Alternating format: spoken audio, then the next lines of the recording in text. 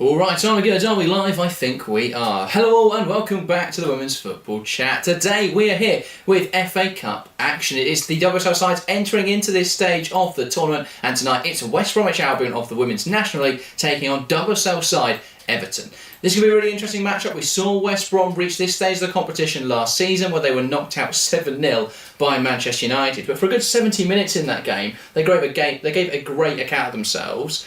Harry, how do you rate their chances this evening against a side in Everton who've had a tough campaign in the league, but would view this game as a more comfortable opportunity? Yeah, it's going to be very difficult for West Brom, let's be honest, but this is what the FA Cup's about. It's about surprises, it's about shocks, and West Brom will have belief that they can pull off something against an Everton side that, as you say, are a bit out of fortune. But yeah, I love the FA Cup. The magic of the Cup is very much alive every single season. We've seen some brilliant games and some brilliant runs so far, but fourth round, you get the WSL sides into the tournament and it just gets that a little bit more interesting, especially for West Brom. No matter what happens tonight, to go up against WSL opposition once again is a great achievement. But yeah, they'll back themselves tonight. They've had a really good run in the Cup so far. They're yet to concede a goal in the Women's FA Cup this season so far. So they'll take some belief. They're definitely going to take some beating. It won't be plain sailing for Everton, but we always know that the WSL side are going to be the favourites. Yeah, absolutely. I mean, you look at the quality, especially with how strong Everton's lineup is this evening, and you'd have to say that even if West Brom put up a very steely resolve, it's going to be difficult to envision them shutting Everton out this evening. Let's take a look then at the lineups, and we'll start with the hosts, West Bromwich Albion. We are, of course, at the Alexander Stadium in West Bromwich, so we'll start with the host. Siobhan Hodgett's still side lining up in a 5-4-1 tonight. In goal, it's Clark, a back five of Reynolds, Jorge, George, Creaney and Green. Then across the four, Robinson one wing, Warner on the other, with midfield pivot of Orthodoxu and Rabjon, and leading the line it is Oakley. Who are the players to watch out there for then, Harry, in that West Brom side? Well, I think we're going to see more of that back five, but if they can get the ball forwards and they can start to make things happen, then Warner is definitely going to be the outlet on that left-hand side. Top goal scorer for West Brom this season, and as I say, if they're going to get anything, if they're going to get threat, they've got to try and get that. Although it is the wingers are going to be very deep and they're going to be more like wide midfielders, when West Brom get the opportunity to come forwards, they've got to get those wingers high and turn it into more of a front three and see what they can do and see if they can combine together to try and cause Everton some issues. But yeah, it's going to be more about what that back five can do for West Brom. They're going to have to be well-oiled, they're going to have to be organised. A lot of that will also fall on Rabjon in the pivot. Got to lead by example as the captain. Keep your head, keep your cool. Don't give away anything silly to a side like Everton, because if you make mistakes, they're going to punish you. So for West Brom tonight, got to be solid, got to be secure on the ball, and that back five is going to have to defend well. But I do think that in front of it, if they can get the ball down and start to try and play some of their stuff, they've got some good players in that front line. So it's good. It will be difficult, but if they do get the opportunities, they've got to try and get the ball down and make Everton work for it. Yeah, absolutely. I mean, that's the only thing you can do, really, is try and make life very difficult for the WSL opposition. Everton, we know, are a side who, at times this season, have been the architects of their own downfall, often trying to overplay in situations, often struggling to play out from the back. This is a great opportunity, obviously, for Everton to settle into that sort of style of play. We wouldn't expect West Brom's out of possession shape to be so strong. We wouldn't expect their pressing to be as intense. So it will give Everton more time on the ball in those deeper areas to try and progress it the way they want to. I think that's going to be really important today. Everton need that sort of confidence boost. In the WSL recently, they've really struggled in games. Actually, their only 2 wins in the competition this season have been a fantastic defensive display against Chelsea and the Liverpool game on the opening day, where an Ornella Vignola hat-trick was the difference. But outside of those moments in that game, they did really struggle. And so this is going to be a really important confidence booster. If they can be the dominant side, if they can play their possession-based style of play, that's going to make a huge difference. Let's take a look then at the lineup for the visitors. It looks like a 4-2-3-1 on paper, but as we always know with Brian Sorensen, it's a complete mystery as to where the players might be on the pitch. In goal, we know for certain, though, and that will be Emily Ramsey coming into the side today. A back four, then, it looks like, of Pacheco, Hobson, Mace and Fernandez. In the pivot, it's Aurora Ghali alongside Rosa Van Gool. On one wing, it looks like it will be Mamiki. On the other, Sarah Holmgaard. It will then be Vignola in the 10 and Tony Payne leading the line. That's our best guess at what Everton are doing this evening. The most sensible thing would be Holmgard at right back, Fernandes and Hobson as a centre half, and Pacheco then at left back. But we've seen Macy used almost exclusively as a centre back so far this season, and she has been brilliant for Everton. But it does feel that they're lacking a bit in midfield, and if Ruben Mace was higher up the pitch, we may see Everton be able to progress the ball a little bit better. Yeah, it feels like one of those where once again we can look at this 11 players, we can look at the Everton system and come up with solutions that seem quite obvious and quite simple, but for whatever reason Brian Sorensen just refuses to see it in the same way as everyone else. It'll be interesting to see how they do look tonight. As you say, it's a big opportunity for Everton to just get a good performance behind them. I think the lineup will be very telling. If it is what you just said there, then I think then it could be a very nice night for the Toffees. If it's what they've been doing in the last few weeks, then once again it could be even if they do get the win, it could be another hard-fought and difficult game of football. But we'll have to wait and see. We know the quality that Everton have got, and they've shown it at times this season, but often last season we saw some really good performances as well. So it really depends what Everton side turn up here, and of course also depends what West Brom do. But I think we expect to get a well fought and hard working performance from West Brom no matter what.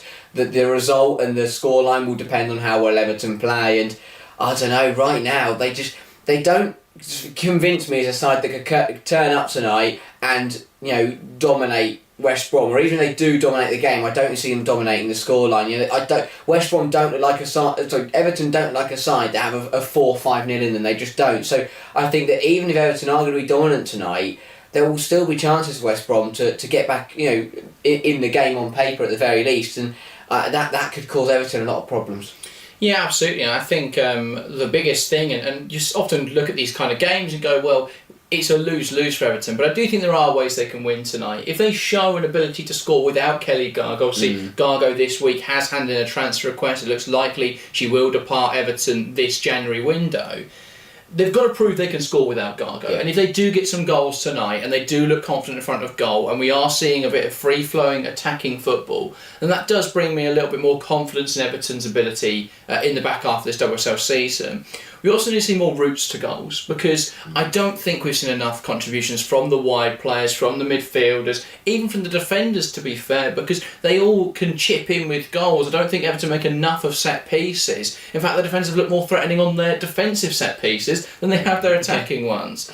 So they need to offer a little bit more threat in all areas of the pitch, particularly the wide players. Ornella Vignola came into the league on her debut and just looked completely unplayable. But since that game, we haven't really seen her shine like that. So we want to see more of that from Everton tonight. I think there is a point to prove. The first half of the season hasn't gone how they would have wanted it to. They invested a lot of money in the summer, bringing in players like Ornella Vignola, bringing in Ruby Mace. They obviously moved into Goodison Park. They've had one of the highest attendances in Europe, not just the WSL, but in Europe. They've been second only to Arsenal within the WSL. That's some pretty cool camera shots there happening on the stream.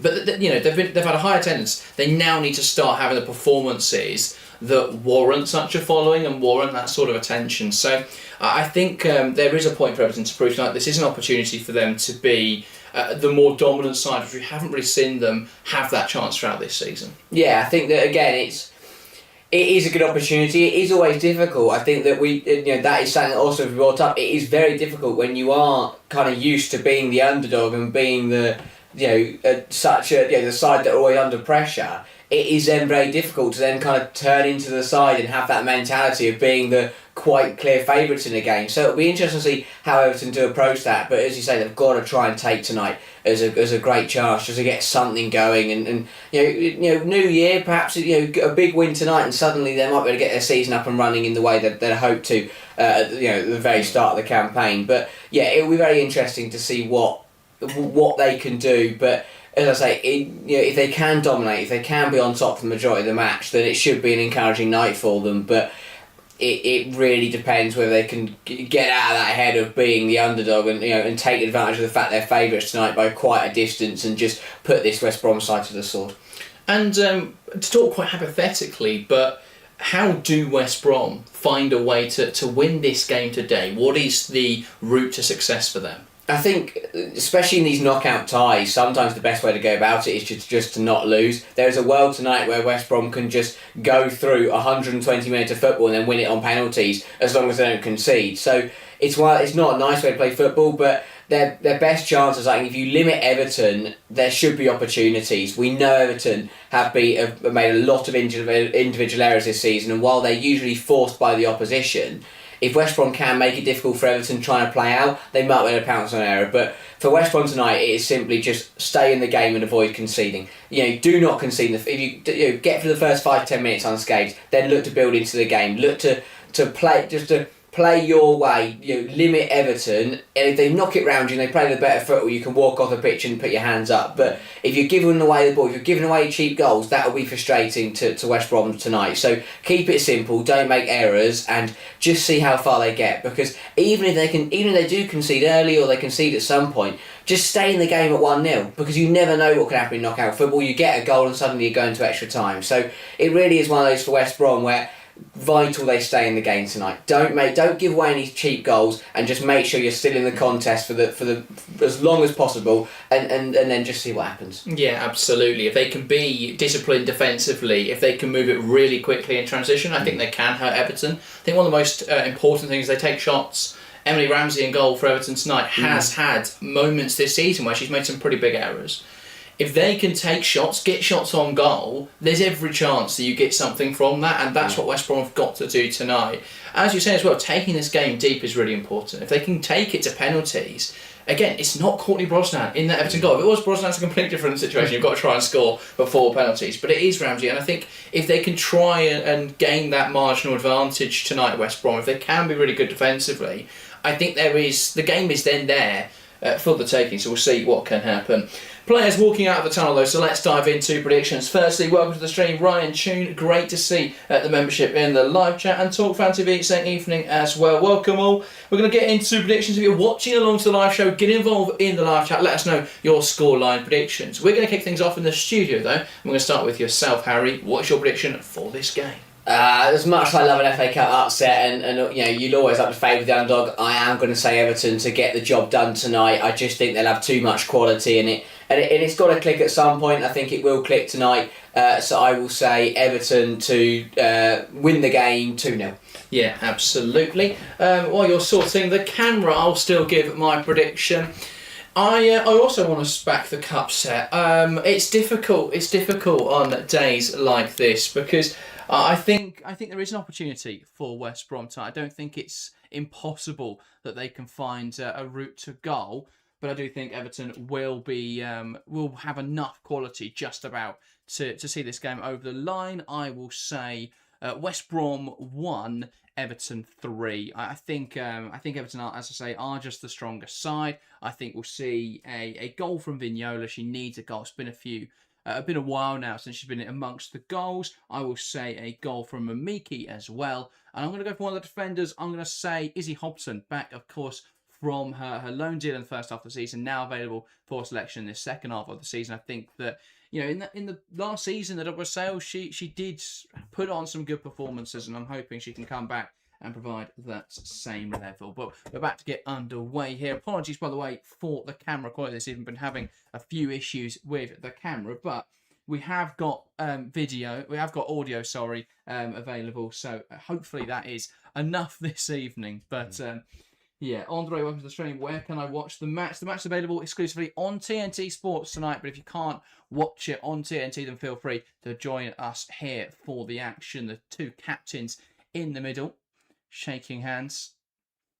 And Aurora Ghali back for Everton side. I don't think we've spoken enough about that yet. A big return for Everton. She spent a long time out injured, but she could be a really important player as they look to avoid relegation. Yeah, been a big miss, and hopefully will have a big impact on her return. I think tonight she'll be hoping to be one of the players that can dictate this game and change it, but also long term, as you say, keep them in the league. We know how good Aurora Ghali is in that midfield, can keep the ball ticking over, and can just give you an Everton side that have been really shaky on the ball, can just give them a sense of calm and a sense of control, could really make a difference. So yeah, it'll be interesting to see how if she's fully fit, if she's ready and raring to go. But it has been a while since we've seen her, so yeah, it'll be encouraging to to see her, hopefully, for Everton's sake, on the ball in that midfield and making things tick. So, yeah, I think that a key player has been a key player. It's been a big miss, and Everton will be hoping tonight that she can be the difference maker. Yes, absolutely. So the two teams taking their positions on the field. It should be a good contest this evening. As I say, for West Brom, as we always say, when underdogs are in action, it's hitting those milestones. It's hitting 10 minutes without conceding. It's hitting 20 minutes without conceding. It's building into the game in that way. If they try and rush into this, all they're going to do is concede early on, and that kills the tie. They've got to just hit those milestones, try and make life difficult for Everton this evening. But it will be the Toffees to get us started here. Tony Payne from the middle, waiting for the referee's whistle to commence this FA Cup action. FA Cup 4th round tie. Tony Payne from the middle knocks it back. We're underway here at the Alexander Stadium. It's West Brom taking on Everton, Women's National League opposition, taking on a WSL opponent. Out to the left-hand side, Everton gets us started. It's Pacheco. Back into Fernandez. And now it's with Mace. Looking to progress it. Plays it into Fernandez. Now Pacheco. Into Vignola, who turns nicely, and Everton coming forwards here. Vignola, space to drive into. Does look to put it into the box. And that's cleared out of play, and that will be an early corner for Everton. And already we're seeing the positions, the odd positional choices from Brian Sorensen. Yeah, it's going to be something that's definitely going to take its time to decipher, but yeah, early doors it does look to be a bit of a mix all over the place, but it'll be interesting to see how it does play out. Absolutely. So corner here then for Everton. Ruby Mace looks to deliver it in towards the back post. Home guard wanting to meet it. There was a quite deliberate push there in the penalty area, and the referee does pause the game, not giving a penalty there though. No, and I think it's an interesting one. No one's really appealed for it. A very hard shove on home guard. He's hit the deck pretty hard. But it is only going to be a drop ball. Bit of a weird one. She made very little attempt to go for the ball there. I mean, yeah, it's a body check and a half. Yeah. Ooh, yeah, it's a Robinson really difficult in one. there just nudges into home guards. Very little intention of playing the ball at all there. Yeah. It's an aggressive one. I think that's one of those where you get away with it with some referees, but others you don't. And yeah, home guard left on the deck, feeling the effects. It does seem to be more. It's her knee, so I wonder there's more in the landing than actually the shove would suggest. But yeah, clearly West Brom's trying to be aggressive and on the front foot from the outset. And already using this as a tactical break, which is going to be important tonight. West Brom taking these opportunities just to reassert the message. Everton are, as much as they've struggled at times in the WSL this season, Everton are a side who should be very difficult for West Brom tonight. Yeah. The home guards just still receiving treatment. Seems to be down in some discomfort here, and actually it looks quite serious for Sarah Holmgard. Looking fairly inconsolable out on the field. And this will be a concern, and I have to say I'm a little surprised the referee didn't point to the spot there. Because we didn't see any attempt to play the ball. No, I think it was it clearly just first minute, want to set the tone, want to get into the game. But yeah, I think West Brom have got away with one there. And Holmgard is left feeling the effects of that. Yes, that will be the end of the evening for Sarah Holmgard then. A premature departure as she hobbles off. And it will be Claire Wheeler coming on then for Everton. So an early change to the midfield. Yeah, and we're just speaking about there. This could be a really positive night for Everton. This could be good, and they can play well, get some good football going, and really put West Brom to the sword. But within 2 minutes, you're making a change, and Holmgard potentially, looks like not a great injury. Not the start Everton were looking for, and Wheeler's going to have to come into this game quickly and adapt. Absolutely, you have to wonder what impact the pitch may have on something like this. We've already seen the ball bobbling quite a lot. And Everton are having to adjust to that. And, well, it looks like a knee injury for Sarah Holmgard. And Karen Holmgard. We always fear the worst in these situations. Here is Fernandez, Everton, getting us back underway out towards the left-hand side. Pacheco holding the width. And back now to Fernandez. Mace. Into Pacheco, wants to go up the line. Going to come inside now. Nice drive from Pacheco. Tries to play it down the line. And it is intercepted and West Brom in possession. Ball lumped forwards. And turned over well in there by Mamiki. Going high, flicked on well. But Oakley unable there to hold on to it. Yeah, but that's going to be a key part for West Brom tonight. If Oakley can get on the ball and hold it up, they're going to be under pressure. They're going to resort to a lot of long balls and a lot of clearances. If Oakley can get a foot on it and just allow her team to get up and take some of the pressure off, that's going to be crucial. But if she can't make it stick to her, then it is going to be a very difficult evening for West Brom. Really confused what's happened there. Everyone was playing on and suddenly we've all gone all the way back for a throw-in. Yeah, it was a little surprising because it looked to be an Everton throw. And now it's changed hands to a West Brom throw. But it is West Brom looking to hold on to the ball. One back in there by Aurora Gali. And now Everton will look to use this. Here's Hobson at right back. Carries the ball forward, slips on the surface. And she's dispossessed there. And she'll drive forwards here with the ball. Robinson on this left-hand side. Can she pick out a teammate? And Hobson recovering. Wins back possession. And Everton will look to play down the line. Mace can't keep that in touch. But we're already seeing Everton really struggle with the pitch. This is not a pitch to the standard they're used to playing on.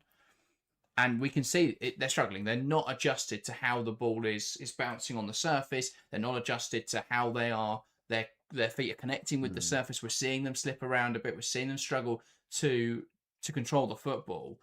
The quicker they adapt to that, the better. But it could be quite difficult for them early on to get into this game. Yeah, especially a side that have struggled to play out and struggled to be on the ball anyway this season. I think that, yeah, it's going to be a real test of them to try and adapt to what is not a very nice, it's not a nice environment to play in. Yeah, absolutely. So, Everton in possession. Here's Mace. Across to Fernandez. Now out to the left-hand side. Pacheco. Gali. Now Mace. Knocks it into Hobson. Now inside to Aurora Gali. Out to the left-hand side. Mamiki. Pacheco dispossessed in there by Green. And Everton pressing aggressively. And that is one back in there well by Vignola, though it is then turned over and given as a West Brom throw. And it will be Jorge, I think, the right centre-half that steps up to take this. Goes back into George, who will now send it long, and it's swung in there by Martina Fernandez. Gali. Out towards the right-hand side. Hobson. And now to Mace. Back into Hobson. Down the line into Gali. Surveys her options inside. Finds Mamiki. Plays it through the lines into Payne. Nice football. Payne's delivery, though, goes over the head of the goalkeeper. Pacheco now looking to recycle it. Thought Clark may have claimed that, but ends up letting it go. One back high here by Vanna. One back well, though. Warner, sorry. Now down the line for Vignola, who takes it past Jorge. Jorge uses her body well. Vignola still battling away for the ball. It's going to spill out in there. And still Everton probing. Mamiki touches it back into Pacheco. Lets it run across her body and takes it past Oakley, who was recovering back there. Now Mace. And across into Fernandez. Great drive here from Martina Fernandez. Knocks it wide. Here's Vignola.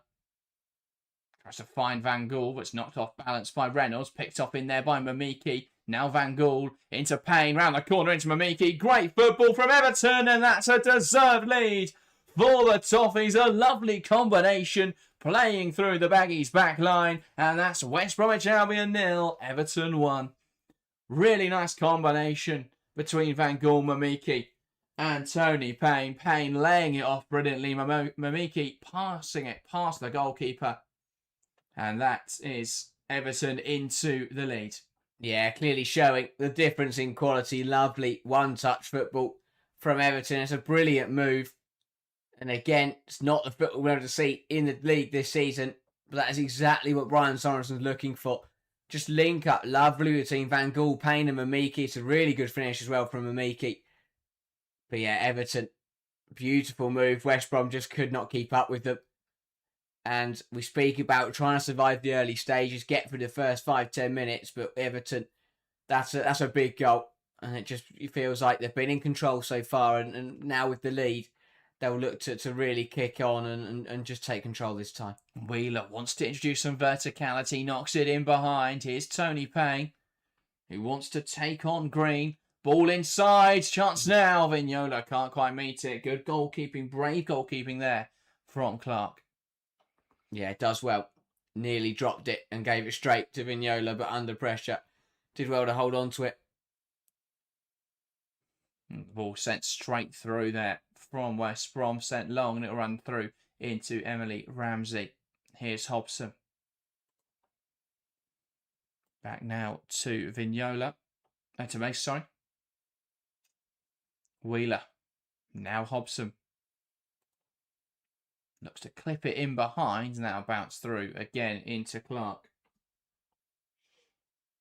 Kevin, welcome to the stream. Rocket Gaming asking, where can I watch it? Is available exclusively on TNT Sports 1 tonight. If you're unable to watch it on TNT, then feel free to watch along with us here. And if you can, of course, watch the game, then still join us for our coverage as well. So a free kick here for West Brom. And it's George who's going to take it. And West Brom are looking to try and get forwards when they can. This one played inside into the feet. Lovely footwork there from Rabjon. Knocks it out towards the right-hand side. It's fed through the lines. Great hold up there from Oakley. Now wide into Warner. Oakley again. Ball into the box. Blocked well by Fernandez. And that was a much better move from West Brom there. And it all came from Rabjon in midfield. Able to drive that ball out of the tight area. Yeah, good movement. Well played. It's exactly what West Brom need to do. And they get the opportunities to get the ball down and just see if they can cause Everton some problems when they come forwards. They're not going to get many opportunities tonight. So when they do come around for West Brom, they've got to take them. That's a lovely exchange on the right-hand side. Warner cuts it back, and that's dealt with well by Izzy Hobson. And now Van Gaal breaks away and has been chopped down on the counter. And I think that may well be a yellow card for Orthodoxu. And it is indeed. Don't think she has too many complaints about that. A fairly cynical challenge. And she's the first name in the book for the referee this evening. Yeah, tactical foul. Van Gaal spun going to get away with West Brom heart the pitch. Just takes her out. And will take the yellow card. But West Brom. And that's the problem for West Brom, is that when you do come forwards and you don't get an opportunity from it, there's a very high chance that Everton are going to start coming at you the other way. And if you do get caught high up the pitch, then when you get outnumbered against these kind of sides, you're always going to find it difficult to avoid conceding. Here's Van Gaal. Lays it into Vignola, opening up the space for the shot. Really good defending there from Jorge, who stepped up, now wants to punt it in behind. And that unable to find anyone in a West Brom shirt. And Ramsey back on the ball. I like how direct West Brom want to be. I think there needs to be a little bit more calm in there. I like the urgency. But a few times today, we've just seen that ball fairly aimlessly smashed away. Yeah. Fernandez. Now into Izzy Hobson. Mamiki, who can drive inside here unopposed. Back to Aurora Ghali. And now Mace, and there's not really any width because Pacheco made that run in behind. So Everton probing, just trying to take shape once again. Hobson shifts it inside. Here's Ghali. Back towards Hobson. And now back to Garley, and it does feel Everton have adjusted to the pitch somewhat. Yeah, they're moving it much better now. Bit of pace behind their play, which again is something they have lacked this season. But if they can keep knocking it around at this level, that they're going to tire West Brom out, and it's going to become easier and easier for the Hobson into Payne, back to Hobson. Now inside to Mamiki, who can shoot from this position, does so, and that's a great block in there from Green. Just made her body big, the West Brom defender, and heads it over. Yeah, did want to get in front of it. I think Mamiki's got to do better here with the amount of space that she's got. Too obvious what she wanted to try and do. She opened up the body, looked to curl it into the far corner. Too obvious. Just got to try and drill it. She's got to strike with the right foot. Not sure what Green is trying to do there. Just drives out of the space, and that leaves Mamiki with loads of room. Has to use the right foot there rather than trying to cut inside on the left. But important intervention from Creaney there in the penalty area. And so a corner now, a bit of a tussle there between Jorge and Ruby Mace. Yeah. Getting Mace still trying to disrupt the goalkeeper. And the diminutive fullback has no intention of allowing her to do so. And I wouldn't be surprised if this is a free kick as soon as the ball goes into the box. It headed away well, though, by the West Brom defender. Here's Oakley, holds the ball up. Knocks it down now into Reynolds. Tries to go back down the line. And that takes a touch off Vignola. And that will be a West Brom throw.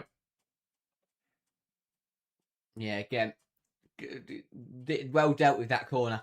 Making sure it's a West Brom shirt, making first contact, making it difficult for Everton, not allowing them to have a free header. Yeah. Van Gaal touches it down. Here's Wheeler carrying it forwards. Well, Claire Wheeler. And that's an important intervention from Reynolds. Got back in there and dealt with Wheeler, who was overlapping well. Yeah. Again, too easy from 2 or 3 players there. Just allowed Wheeler to dance through. But strong defending to just put it out for a corner and to not let her progress any further towards goal. Absolutely. So another set piece here for West Brom to try and deal with Everton. Looking to fill the penalty area. Ruby May swings in towards the back post and that headed away. I think that counted for West Brom head. And it did indeed. So they'll line up once again. It was Orthodoxu who was able to get in front of that one. Garley competing for it in the air. But looks like it came off the head of Orthodoxu. She's got to be a bit careful grappling in the penalty area like that. Especially given she's already on a yellow card. Yeah. Delivery again then from Everton. This one not quite as well executed and makes its flick on at the front post. Flicked out of play. Yeah. Again, not the delivery that Everton were hoping for. Mamiki doesn't get enough on this one and Mace just tries to do something with it. Cheeky little flick, trying to sneak in at the front post. But wide of the mark. But a bit of a reprieve then for West Brom now. Got their own goal kick. Can they try and get the ball down, play their own stuff? Can they make it difficult for Everton? They're going to go long with it. Understandably so. Clark out towards the left-hand side. Header from Hobson. Drops in midfield, which Wheeler's able to get a foot on. And now Everton can settle on the ball. And Ramsey into Fernandez. Here's Mace.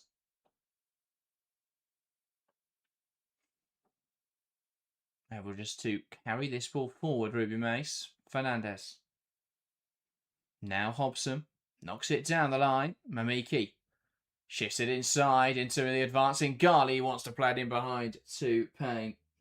Matt, welcome to the stream. Says hi. Thanks for the podcast in the US. And thank you very much, Matt, for becoming a Fairweather fan. Reminder, the best way to support us is to become a member. So thank you very much, Matt. Here is Hobson. And we do have, hopefully, more members-only content coming in the next few months as our member base continues to grow. We'll look at what we can do. Payne ball into the box. That's headed away. Here's Mamiki. Creates a space for the shot. Shifts it to Wheeler. In a great position. Wheeler overplays. Here's Payne now. Back inside. Into Vignola. Hobson. Swings it into the box. That's blocked away. Hobson once again. Back to Fernandes. Hobson into Mace. Nigel, welcome to the stream as well. Wishing that City's FA Cup tie was being broadcast somewhere. Yeah, one of the biggest tragedies really this season in the Women's FA Cup was about half the games, or most of the matches, this weekend, won't be able to be watched. Yeah. Which is bizarre. Pacheco. Now into Gali. Mamiki flicked on, headed away well, and now West Brom looking to drive it forwards. Oakley, one back in there well by Wheeler. And that's had a play for a West Brom throw. Yeah, they've reacted well, West Brom, to going a goal down. Yes, they've been under a bit of pressure, but that, so it's been almost 10 minutes now since that Everton goal went in. They've done well to avoid conceding. Of course, they're under the pump, and they are going to be for the majority of the match, but the longer that, again, we spoke about it, if they can just keep themselves in the contest to a point, then anything can happen in cup football. And yeah, they've reacted well to going a goal behind. Ball looped over the top there from West Brom, and Martina Fernandes brings it down well. Now Ramsey out towards Hobson, who's under pressure here. Does really well there to turn out of it though, Hobson. And Everton can drive this ball forward, gives it to Mamiki. It's a little behind her, but she keeps the ball in play. Gali shifting it into Fernandes, who can look to switch it to the left-hand side. Brought down well by Pacheco. Now into Vignola, who's made the run beyond. And Everton outnumbering them here. Cut back for Payne. Really good intervention. And I think it was Green there who just stepped up. Great drive forwards here from Warner. Has support now on the right-hand side in the form of Oakley. And West Brom looking to launch an attack. And they register their first shot of the game. Oakley driving inside. Pacheco able to get back in there. And that's out for a West Brom throw. Yeah, lovely little drive there from Warner, top player. But I think West Brom have got to make more when they've got Everton deep. There was a moment there that move started, and Everton playing out the back have really struggled this season. Even there, it wasn't brilliant. But they managed to find a way through. West Brom have got to try and take advantage of that. Ball into the area now. Mace clears it away. It's going to drop onto the edge of the box. And, well, a bit of a cheap effort there from the midfielder. I think it was Orthodoxu again trying to win a free kick. But again, there you speak about just get that first shot off. Try and see what happens if you test Ramsey. It's a good ball in. No one gets to the end of it. Mace clears it straight to a West Brom shirt. They've got to use that. Someone's got to have a go and just see what happens. Try and get some momentum building. Here is Aurora Gali trying to play it forwards. Brought down well in there by Creaney, and then cleared away. Sky, welcome to the stream. Says, what is your prediction score? I went for 3-1 Everton. What did you go for? 2-0 Everton. So both predicting victories by a 2-goal margin tonight for the Toffees. I have to say, after this opener, you'd expect them to perhaps be a little bit more comprehensive. And West Brom perhaps making use of a goalkeeper timeout here. We saw a lot of discussion about these over the weekend after the game between Manchester United and Arsenal. And Clark here down with what appears to be an injury to the leg. But West Brom are going to use this as a tactical timeout. Yeah, I was going to say, unless this is a recurring issue that Clark's had, she hasn't been involved in the action for the last 5-10 minutes. So it'd be impressive if she managed to pick up any kind of injury from that. But yeah, West Brom in need of a break. These are going to be important. Any chance they get, they're going to struggle, especially the longer the game goes on. Everton will just get stronger and stronger. West Brom will start to tire. So it's important they do just try and conserve energy, but also make it count right now while they have got 110% in the tank. Yeah, absolutely. And West Brom sending a winger to warm up. In the case that Clark can't continue, apparently. You've got to sell it a little bit more than that. Send your backup goalkeeper for a jog. But miraculously, Clark will be fine to continue. And the physio does her job at giving the team a moment just of respite, really. A moment to re-establish what they're trying to do in this match. I think West Brom broadly will be happy with how they've started this game outside of the goal. I think they've been very good at nullifying Everton's threats, especially inside the penalty area. Yeah, they've done well. I think there's been a bit of wastefulness from Everton, a little bit of overplaying, but that's Brian Sorensen and Everton for you. It's what they've done all season. But West Brom have just got to use that, got to take advantage of that fact. Indeed. Hobson throwing then on this near side. We'll go back to Mace.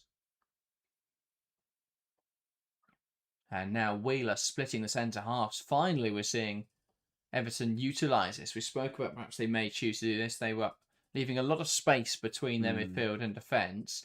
Have to say, though, if you're going to do that, is Ruben Mace not the perfect player to play that sort of role? Wheeler out towards the left-hand side. Pacheco will get there ahead of Reynolds. Now wants to drive it inside. Mamiki has a little bit of pocket of space to work with. Wants to slip it in behind. But that's going to be too long to find Van Gaal. Yeah, again, right idea from Everton, but it just a bit overhit. But West Brom will not complain about that. Ball launched forwards by Clark. Will drop in there now for Claire Wheeler. The overlapping run of Pacheco, touched forwards there by Green, and now Reynolds. Pass inside, brought down well in there by Rabjohn. Orthodox were unable to hold on to it. Fought well for though by Rabjohn. But it's going to drop into possession of Izzy Hobson.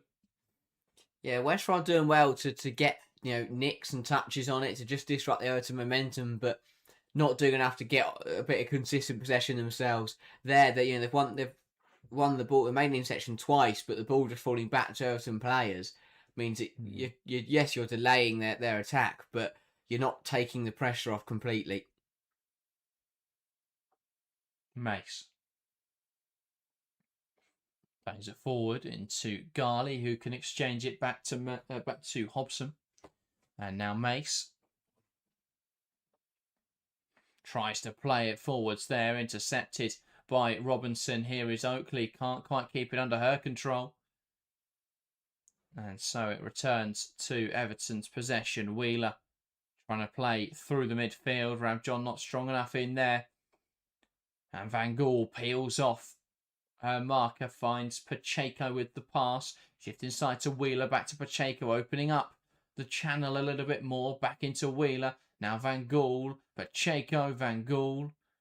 No space for the shot, finds Mamiki, flicks it through into Pacheco, who tries to lift it over the goalkeeper. And too much height on that from the overlapping fullback. Yeah, another good move from Everton. Pacheco, though, just overhitting that one.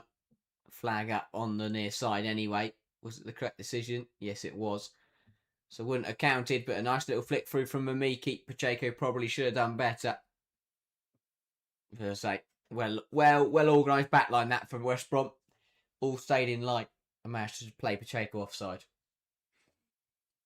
Indeed, so Clark will launch this long. And West Brom will try and win that first contact. They do get on the second ball, but it's given away and it's slipped in behind by Mamiki, looking for pain. And that's really good there from Jorge to get back in. Launch forwards now by Clark. Hobson asserting herself well in this game. Here's Rabjohn, touches it down. And that launch forward fairly aimlessly again by George.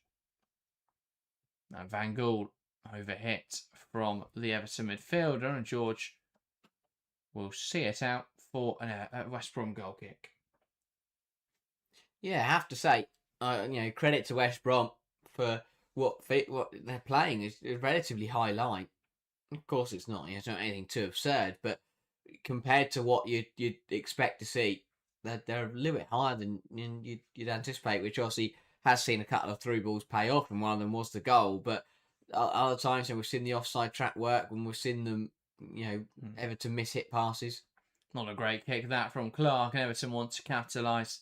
Pacheco inside to Van Gaal, referee. The only obstacle in the way of progression, but she does take it past her. Here is now Vignola. And apparently she's gone too early, and it has been flagged offside, which she is dumbfounded about. But the lino certain in his opinion. Yeah, first run on Pacheco is definitely right. I've been intrigued to see that one back again, but yeah, West Brom got to do better on the ball. they've had some good, they've had some good pieces of play and some good moves, and some players have, showed some tidy individual moments. But we've also seen quite a few aimless punts forward that aren't really going to get you anything in this game. Yeah, absolutely. I mean, Everton dictating the tempo of this match, 75% of possession. And for West Brom, pass accuracy of just 60.7%. They've got to retain the ball better than that. If they've got the ball, Everton can't score. Yeah. And the problem they've had so far is they've really struggled to actually stay on the football. They've really struggled to find teammates when they do go a little bit longer. Fernandes. Now into Pacheco, and that pass over here and the touch loose from Pacheco, so that will be a West Brom throw as it rolls out of play. Yeah, it has been perfect for Everton, but I kind of wasn't expecting it to be. I think that, of course, they're not only having a tough season, but away from home on a Thursday night in the FA Cup on a pitch surface that is, below satisfactory. It was always good. It wasn't going to be perfect from Everton at all. Yeah, but they're doing well so far to avoid any chance of an upset. They haven't been under any pressure whatsoever defensively. So, it's not played out too badly in this first half hour. Fernandes finds Hobson. Back now to Fernandes. Goes into Mace. Pacheco. Van Gool.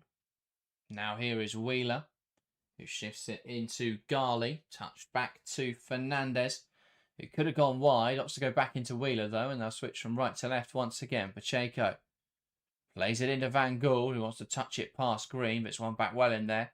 Now they'll look to progress the ball. Orthodoxu wants to play it in behind, and that over here will run through to Ramsey.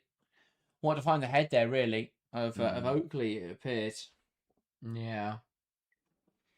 But it was well over, and the flick on wasn't possible. Pacheco carries it forward dangerously, and she's dragged down in there by Reynolds this time. And she just escapes her. And Robertson, was the player who just clipped her. Clipped her as she got away from her. Yeah, bit of a sore one for Pacheco, but a few of them for West Brom tonight. But, sometimes that is how it is in these kind of games. You're up against it, players that sometimes you just can't keep up with. Your only choice is to bring them down. Mace. Now Hobson. Here is Garley. Lovely pass there into Vignola. Now it's wide with Pacheco, who will put it in on top of the goalkeeper, and that's a mistake, and she gets away with it there, Clark. Misjudges the flight of the ball really poorly, but it bounced off the post, hits the goalkeeper, rolls along the line, and Clark can scramble it from being another goal in this game. I'll tell you what, that was inches away from being a bit of a clanger for Clark. Just completely misread it. Would have been a bit of fortune, obviously, with the cross not being where it wanted to be, but yeah. But to be fair, you want to test the goalkeeper, not just with shots, but swing balls in. Make her come out and work, because that's where you'll see the biggest difference, perhaps, between the levels. Lovely flick back from Vignola there. Garley. One more into Van Gool. Shifts it wide again. Pacheco. Ball in, this time a lot flatter. And it's dealt with much easier. But West Brom wanting to break away. Robinson.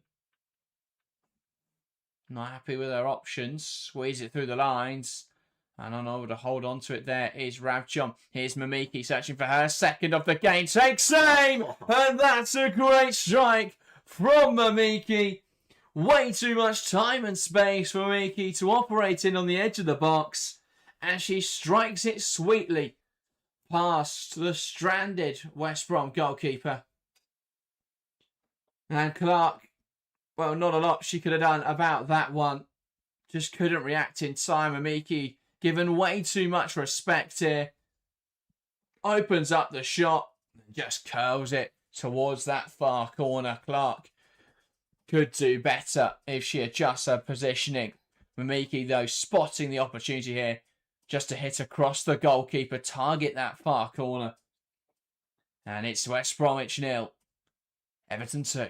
Yeah, really well struck by Mamiki, and you just felt that goal had been coming. West Brom reacted well to conceding the first, and we're doing okay at the last few minutes. Just saw a few hairy moments, and Mamiki there with a nice finish to give Everton the control of this game. 2 goals up, and yeah, not under pressure. West Brom not causing them any problems, and I think Brian Sorensen will be very happy now with the position his side find themselves in. Yeah, and Yuka Mamiki, a player who joined Everton in the summer on a free transfer from Leicester City, just 2 goals in all competitions in her first 6 months at the Toffees, has a brace already this evening. A great game for her. And that's exactly what I mean when I say different routes to goals. You know, we've seen Gargo be really effective in front of goal for Everton this season, but outside of that, they've really struggled to find any sort of consistency in their forward line. In fact, in WSL, whenever Vignola on 4 goals, no other player has 3, only 6 different scorers. Pacheco, ball into the box. That's cleared away. Pacheco again looking for Mamiki this time. Orthodoxu on hand to deal with it. And now they'll look to play to the right-hand side. Oakley, though, isolated up there, and it's dealt with well by Fernandez. Here's Wheeler. Turns well out of pressure. Mamiki now. He's got a taste for goals tonight. She'll be keen to find her hat-trick. Wheeler. Lovely double pirouette in there from Claire Wheeler. I thought she might go for another spin, but does go back to Mamiki instead. Pacheco holds on to it well. Now Wheeler, who had wandered there into an offside position. I think a complaint both at the lino, but also the fact that ball didn't come a little bit earlier. Yeah, right move, but not timed correctly. But yeah, it's just one of those now for West Brom when they're in a difficult position. 10 minutes till half time, you're under a lot of pressure. Everton threatening to make it 3, and you want to keep yourselves in the game. And it's important now they get to half time at only 2 goals down, you feel. Yeah, absolutely. Vignola trying to combine with Van Gould. It does go back now to Clark, and West Brom launch it long once again. This time Robertson does make contact with it. Mace wins it back, and play has been stopped there as Robinson went down injured. Welcome to the stream, Shell, saying evening, lads. Good to see you. Hope you're enjoying watching Everton win and play well for once, Shell. It's been a tough season, I imagine, as a Toffee, but this performance tonight has been an improvement, albeit against a side who they really should be showing a strong performance against. And Kevin describing that as a real banger. Shows my notification never went off. That is a shame. I mean, yeah, if you hit the, if you make sure you're subscribed and you've hit the notification bell, you should be notified every time we upload, every time we're live. Of course, there is no exact science with YouTube. Whether or not that works every time, we can't be sure.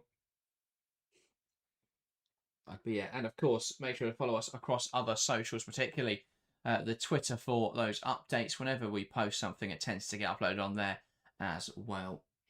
Here is Garley, albeit I know many people don't use Twitter, which is completely valid. Garley. Now into Vignola. Knocking out to the right-hand side, finds Hobson. And back now to Mace. Shifts it into Fernandez.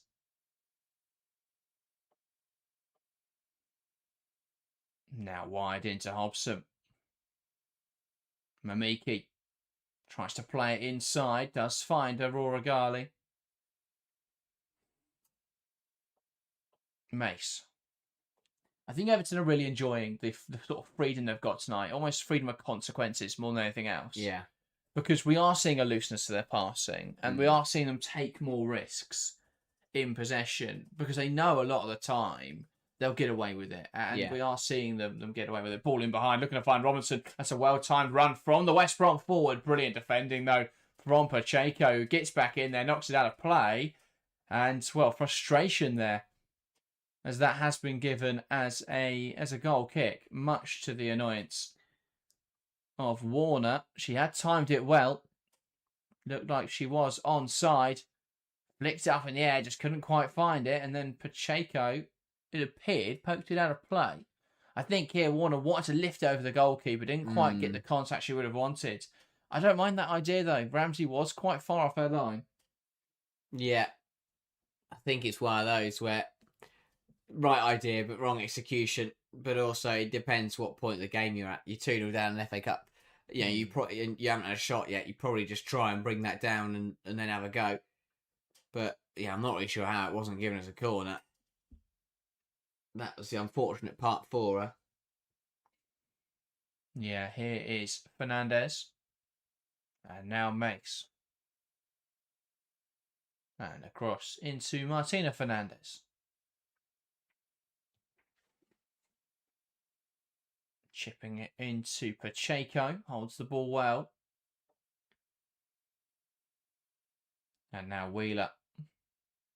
Back out wide now into Mayumi Pacheco. What can she make happen? Pokes it into Payne, who looks again for Pacheco. Clipped out of play and has gone for a corner now. And Everton wanting to keep the pressure on here. Yeah, you feel another goal before the break would probably see West Brom out of this one. Very important that the hosts just, stick with it here. Make sure they get into the break. Only 2 goals down.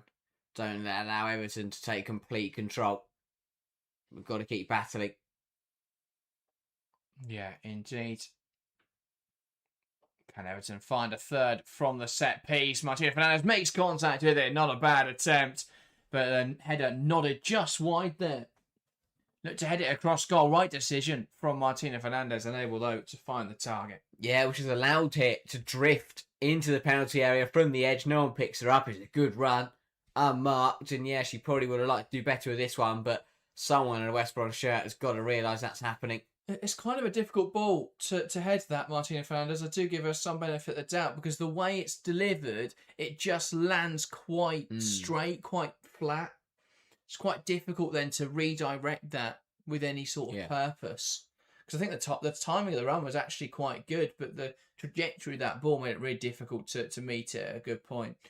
Ball there lifted in over the top, and Oakley looked like she was dragged down there by Fernandez. You'd think would be a little unfortunate. I mean, these two have been going at it all night so far with a bit of aggression.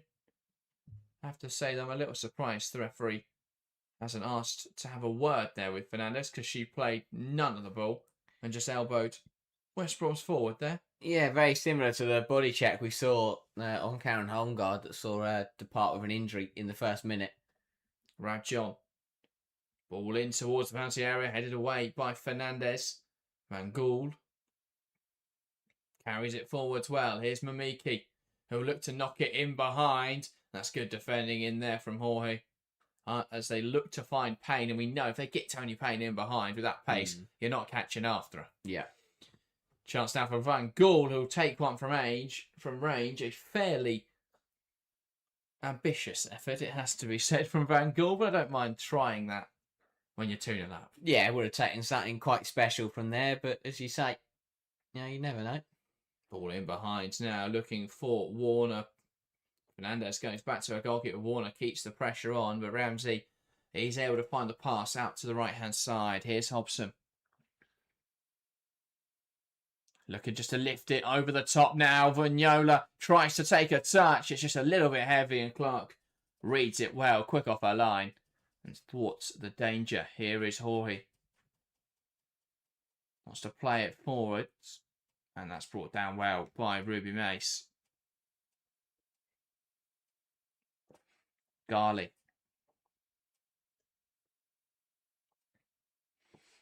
Van Gool out towards the left-hand side. Pacheco shifts it inside. Van Gool. Forced back now into Fernandez, who finds himself high up the field. Tony Payne, lovely give and go. Pacheco, Payne across the box, and that will run all the way through across the face of goal. No real intention behind that from Tony Payne. It's a dangerous area, but no one was making a run. Here's Aurora Garley trying to find the space. Chips it in towards the box, and that just gets away from Vignola. And Robinson through the legs of Wheeler. Still going here on a drive is Robinson, and Vignola wrestles back possession, is then brought down by The Baggies winger. Yeah, lovely bit of footwork, but just got stuck, got caught, lost the ball, and then reacted by taking out the Everton player. It started a positive sequence and didn't end very well. Yeah. But I think more importantly for West Brom here is that they can get through the next minute plus additional time. They should get to the break at only 2-0 down. I mean, 2-0 is a respectable result. The fear will be that they'll be undone like they were last time against Manchester United. Yeah. I think as they tire and we see Everton just be able to refresh with more professional footballers, that's where it really became a problem last time. I think that could be where it becomes a problem once again. Here is Payne. Fernandez, because they are playing with quite an intensity. West Brom, it is fairly deep, but they are looking to try and be positive when they can be, and they are quite aggressive off the board as well in pressing Everton. Fernandez now inside to Aurora Ghali, who will try and feed it through the lines. That's clipped though off a West Brom player, and George on hand to head it away. Vignola gives it back to Hobson, who had the time there to take a touch and deliver. Takes a touch and shifts it inside instead. Lovely give and go there between Wheeler and Payne. Now into Vignola, chipped inside, and that's headed away. Payne will let it run, and that'll be an Everton corner. We are beyond the 45 now. Not sure how much additional time. There's going to be 7 minutes of the additional period. We knew, of course, there would be some additional time. Karen Holmgard down with the injury of Sinan Clark go down twice as well. The West Brom goalkeeper. 7's a lot. But that is a long... It doesn't, they have taken it away, so I wonder if someone's got that wrong. 8. They've had another one. Fantastic. Ball in from Mamiki, hung towards the back post, and that will bounce through. I mean, Holmgard was down for a good few minutes, don't get me wrong. But I'm not sure there was 8 minutes of stoppage. No, not at all.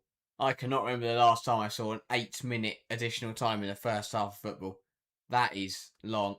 And that's the kind of thing that could massively change this game, because West Brom having to survive 1 minute of additional time is very different to having to survive 8. And suddenly, I was speaking back there about getting into half-time at only 2-0 down, but they've got to do another 7 minutes. That's quite a long time when you are struggling, when you are tiring. There was 2 minutes between Holmgard going down and being subbed off. And there was... Clark went down. Delay. It's been, we've seen 2 goals. It was 3 minutes. So there's an argument there for 5 minutes, I guess, when you add the goal celebrations, just little stoppages here and there. I think common sense should probably have been applied, but you can see where they've got 8 minutes from. Yeah, it's the first half of an FA Cup tie with between a professional and a semi-professional side. 8 minutes is a lot. And am I right in thinking the referee isn't the highest level? No. But altogether, just everyone timekeeping. But what I mean by that is that this is a game which is really important. Yeah. When you are a professional referee, you can sort of referee with common sense. Yeah. When you're a referee, though, who's a little bit lower level and you're coming into a game like this, which is a really important match for your career, you've kind of got to referee by the book. Yeah. Because this is one that observers and stuff will take a look at. Here's Mamiki, cuts inside, shot, cannons into George. And that now back to Aurora Ghali, finds Mamiki, who opens up the body well, shifts it to Payne now, who looks to go into the box, head away well again there by George, who jumps in front of it. And we have seen some really good box defending from West Brom today. I have to say, that's what I've been impressed with. I know Everton are lacking a bit of physical presence in there, are lacking that aerial threat. But we have seen West Brom be able to deal really well with those aerial balls. There was an offside flag in there as well, I think, against Tony Payne. Yeah, I think she had just straight offside. But, I think West Brom, on the whole, have done well to defensively. I don't think they've given up too many chances. There's been a lot, they have been stretched, and that's when they've looked weakest. But you expect that with the front three and the front four that Everton are playing with tonight. Yeah, indeed. So, Mace playing it forward. Mamiki, Hobson shifts inside. That one misplaced, and it's one back in there by Warner, who tries to find Oakley. Does find Oakley. Can't quite pick up Robinson, though. And West Brom attack broken down. Pacheco knocks it past there with ease. Green, or Reynolds, sorry, who just clips it. And again, that one you probably could have an argument for a booking. And while that argument, I think, perhaps has been made and is successful, because Reynolds will pick up a yellow card for that challenge. A clumsy, lazy one, really, from Reynolds. sticking the foot out. The ball's already gone, and Pacheco is smart enough to know, I'm just going to run into this, it'll be a free kick. Yeah. And you put the full-back on a yellow card for the second half. Well beaten, and probably too easily beaten that kind of just shift her body weight one way and just hope Pacheco went with it. Pacheco went the other way, so just stuck out a leg and took her out. Mace into Garley, who will go wide now into Martina Fernandez, and that takes a touch off Robinson. That's had a play for a throw-in. And carrying the ball forwards now is Mas Pacheco, who wants to play it inside. It's blocked. And then clipped out of play well by Green. Van Gool back into Wheeler. Really enjoyed seeing Van Gool in that slightly more advanced role today. With that midfield of Wheeler and Garley, it's just giving Van Gool that licence to be the more creative player. Van Gool wide now into Payne, back towards Garley. And now shifting it into Fernandez, who plays wide to Payne. Wants to take on Reynolds now, going down the line, plays inside. Reynolds, though, stands her ground well. Robinson trying to take it past Pacheco. Accidentally runs it out of play. And that will be an Everton throw-in. Van Gool forced backwards. It's again a little weird, though, some of the selections tonight for Everton. Izzy Hobson as that right back. I'm not necessarily against her playing as a right back, but the way it functions in this Everton side, it's almost a right winger more of the time than she's actually doing any defensive work, which is an odd way to use her. Ball in behind. This is an opportunity now for West Brom, a 2-on-2. Quickly becoming a 2-on-4, though, as Everton get back in. Oakley cuts it to the edge of the box, but Van Gool on hand to dispossess her. Here is Rabjohn now, though. Still battling away. Chance now. Shifted back to orthodoxy. And West Brom filling the box, though, almost took this is a set piece, headed away well by Mace, and Ramsey able to get out and claim it as Oakley tries and puts her under pressure. Yeah, Ramsey does well to prevent that from being a corner, but again, a bright move from West Brom, but still lacking, still can't get a chance away from it.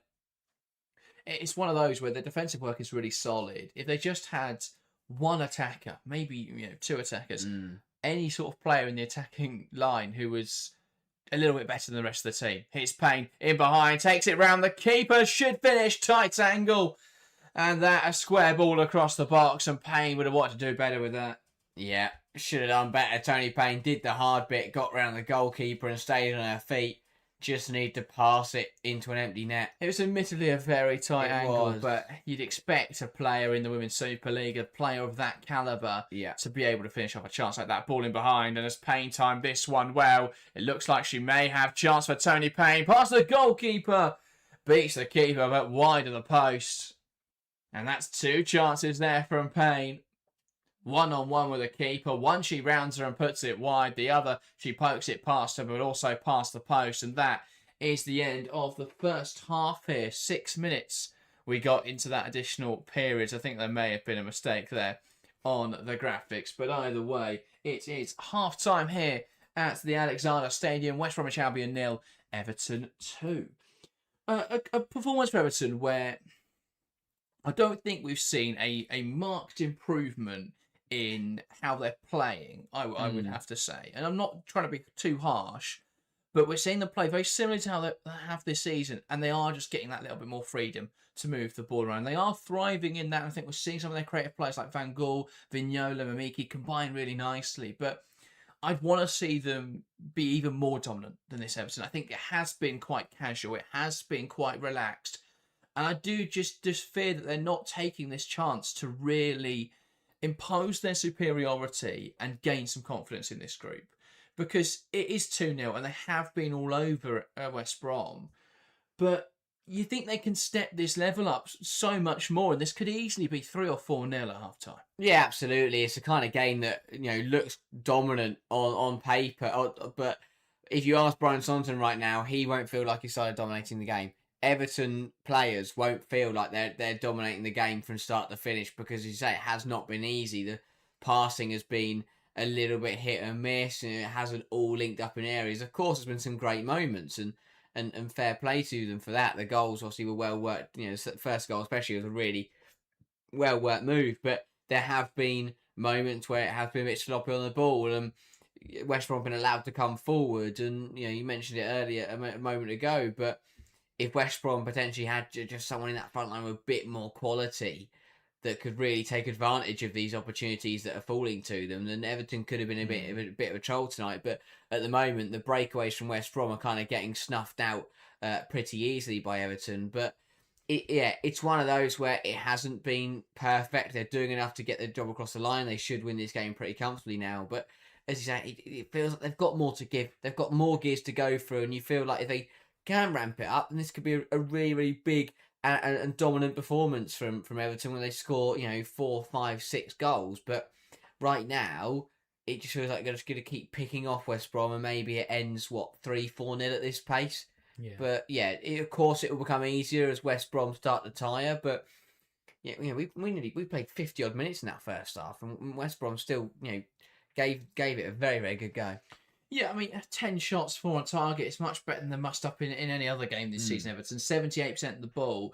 We're seeing them be able to play the football they want to play because they've got a little bit more freedom. Where I am a little confused, though, especially looking at the stats and talking about that first half, is has anyone told the wide players that Kelly Gargo isn't on the pitch? Because they put 15 crosses into the box, and I don't think they've made contact with a single one, let alone scored from them. Yeah.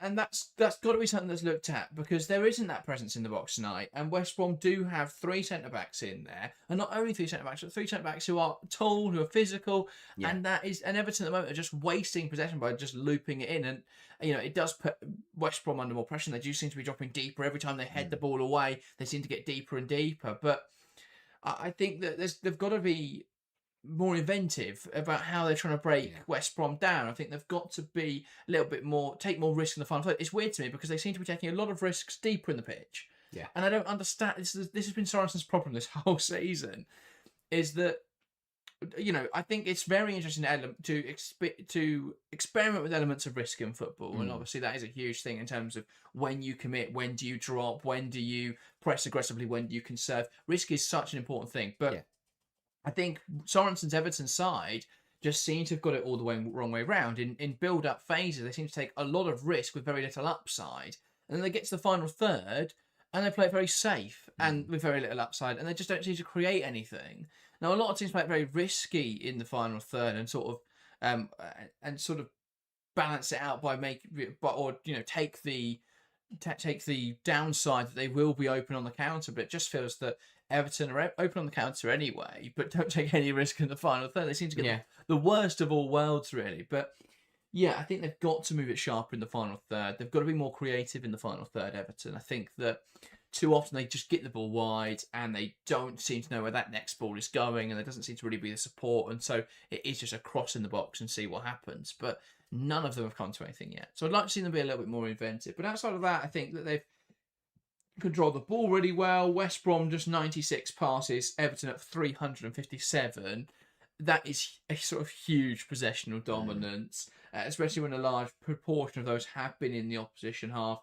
At West Brom yet to even take a shot, let alone trouble Emily Ramsey in the Everton goal. So it has been a controlled performance, but against a side 2 divisions below you, against a side who are not a professional outfit, you would want Everton to be performing a lot better than they are right now. Yeah, I think it's one of those where, especially when they could play to a much higher standard without taking too much more effort.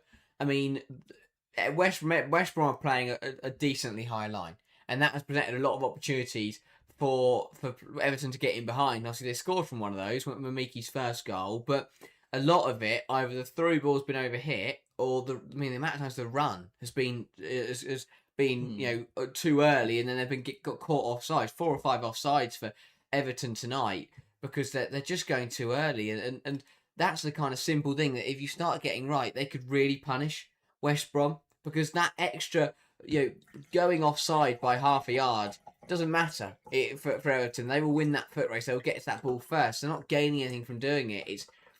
It really is one of those where they just need to, if Everton can time that run well, then they will punish West Brom massively. But yeah, it's one of those again. 2-0 when considering how early they scored, they'd like to kick on a bit more probably. I think it's one of those. It hasn't been bad at all for Everton, but there's just if they start getting the more simple things right, this game will be so easy for them. Yeah, well, let's talk about those highlights from the first half then for Everton, because it really has been the Yuka Mimiki show. That opening goal created by Mimiki, pressing high, turns the ball over. What I really like, though, she shifts it inside and then doesn't stop. She doesn't stop and admire the pass and stop. She continues that run on. And that means that when it's shifted into Payne and flicked on really nicely by Payne, Mimiki meets it at the right opportunity. Yeah. It's a really nice combination play from Everton. Second goal, though, Harry, simply one of high quality. Yeah, brilliant from Mimiki.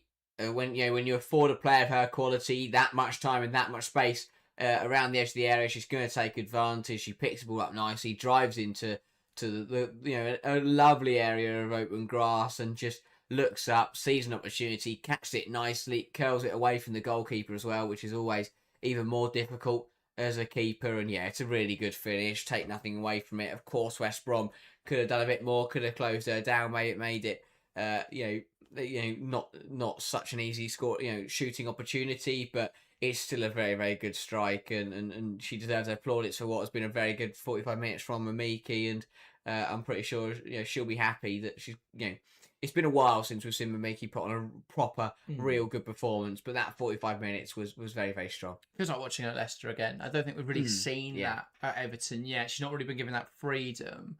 But tonight there does seem to be a bit of freedom to her role. She's playing as a right winger, but she's able to come inside. She's operating much more in central areas than she is as a winger, with then Hobson being tasked with holding the width, which is a very odd use of Izzy Hobson. But there we go. But we're seeing Mimiki sort of given a little bit more freedom, given license to drive into pockets, to drop into pockets, drive forward to the ball, take shots, link up in attacking areas. I think that's exactly what you want from a player like Yuka Mimiki. So I think that's been really conducive to success, really, for Everton tonight. Phil, welcome to the Strange this evening, or what have I missed? Imagine every other Everton performance this season where they're a little bit sloppy on the ball and they try and play out in weird areas, but instead of the opposition pressing them really aggressively and winning it back and just scoring, they tend to get away with it a little bit more. That's what we're seeing from Everton. Everton get the right side of that fortune. They are taking full advantage of the fact they're playing a weaker opposition. In the final third, they have looked dangerous, but still a bit wasteful. They've put a lot of crosses into the box with not really any intended target. We've seen Tony Payne go for on goal twice now. One, she rounds the goalkeeper, open goal, blasts it across or sort of rolls it almost across the face of goal. That one I would have wanted to see better from Payne. Payne also, moments later, times the run perfectly in behind, ends up poking it past the far post. So it's just been frustrating because I can see the potential there with Payne. The movement's brilliant. I think that she's got such a high technical floor, but it's that final touch, it's that finish. And she could easily have scored 2 there, and suddenly it's 4-0 Everton. But those chances go astray and other opportunities go missing. And once again, we're left with the feeling that there's a little bit more to come from Tony Payne. There's a little bit more potential that we're not seeing reached. And that's so frustrating. You can see there's so much quality in there. With some forwards over the years Everton have had, you can sort of see that they're struggling in front of goal, but they're not a WSL level player. I think we've seen that, but you can see with Tony Payne there is a lot to be really excited about.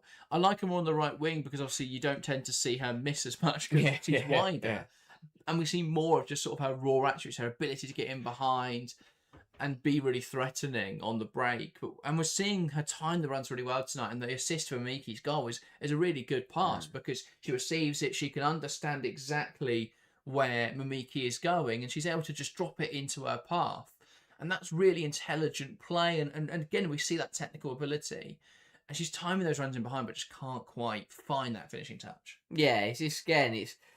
It will be frustrating for her because it's difficult as a player because you can't really fault her because, as you say, the timing of the run and the movement is strong. It's just that final finish which you can teach to a certain extent, but some of that is just down to the player on the day in the opportunity, and it's all it's all very context dependent. If you've got players around you, where the goalkeeper is, what what the quality of the goalkeeper is. But I think tonight, especially, should have liked to have finished those chances that she has had. But yeah, it's as you say, the movement and the time they're on is more important than the finish, because the finishing will come. Well, you'd like to think anyway, the finishing will come.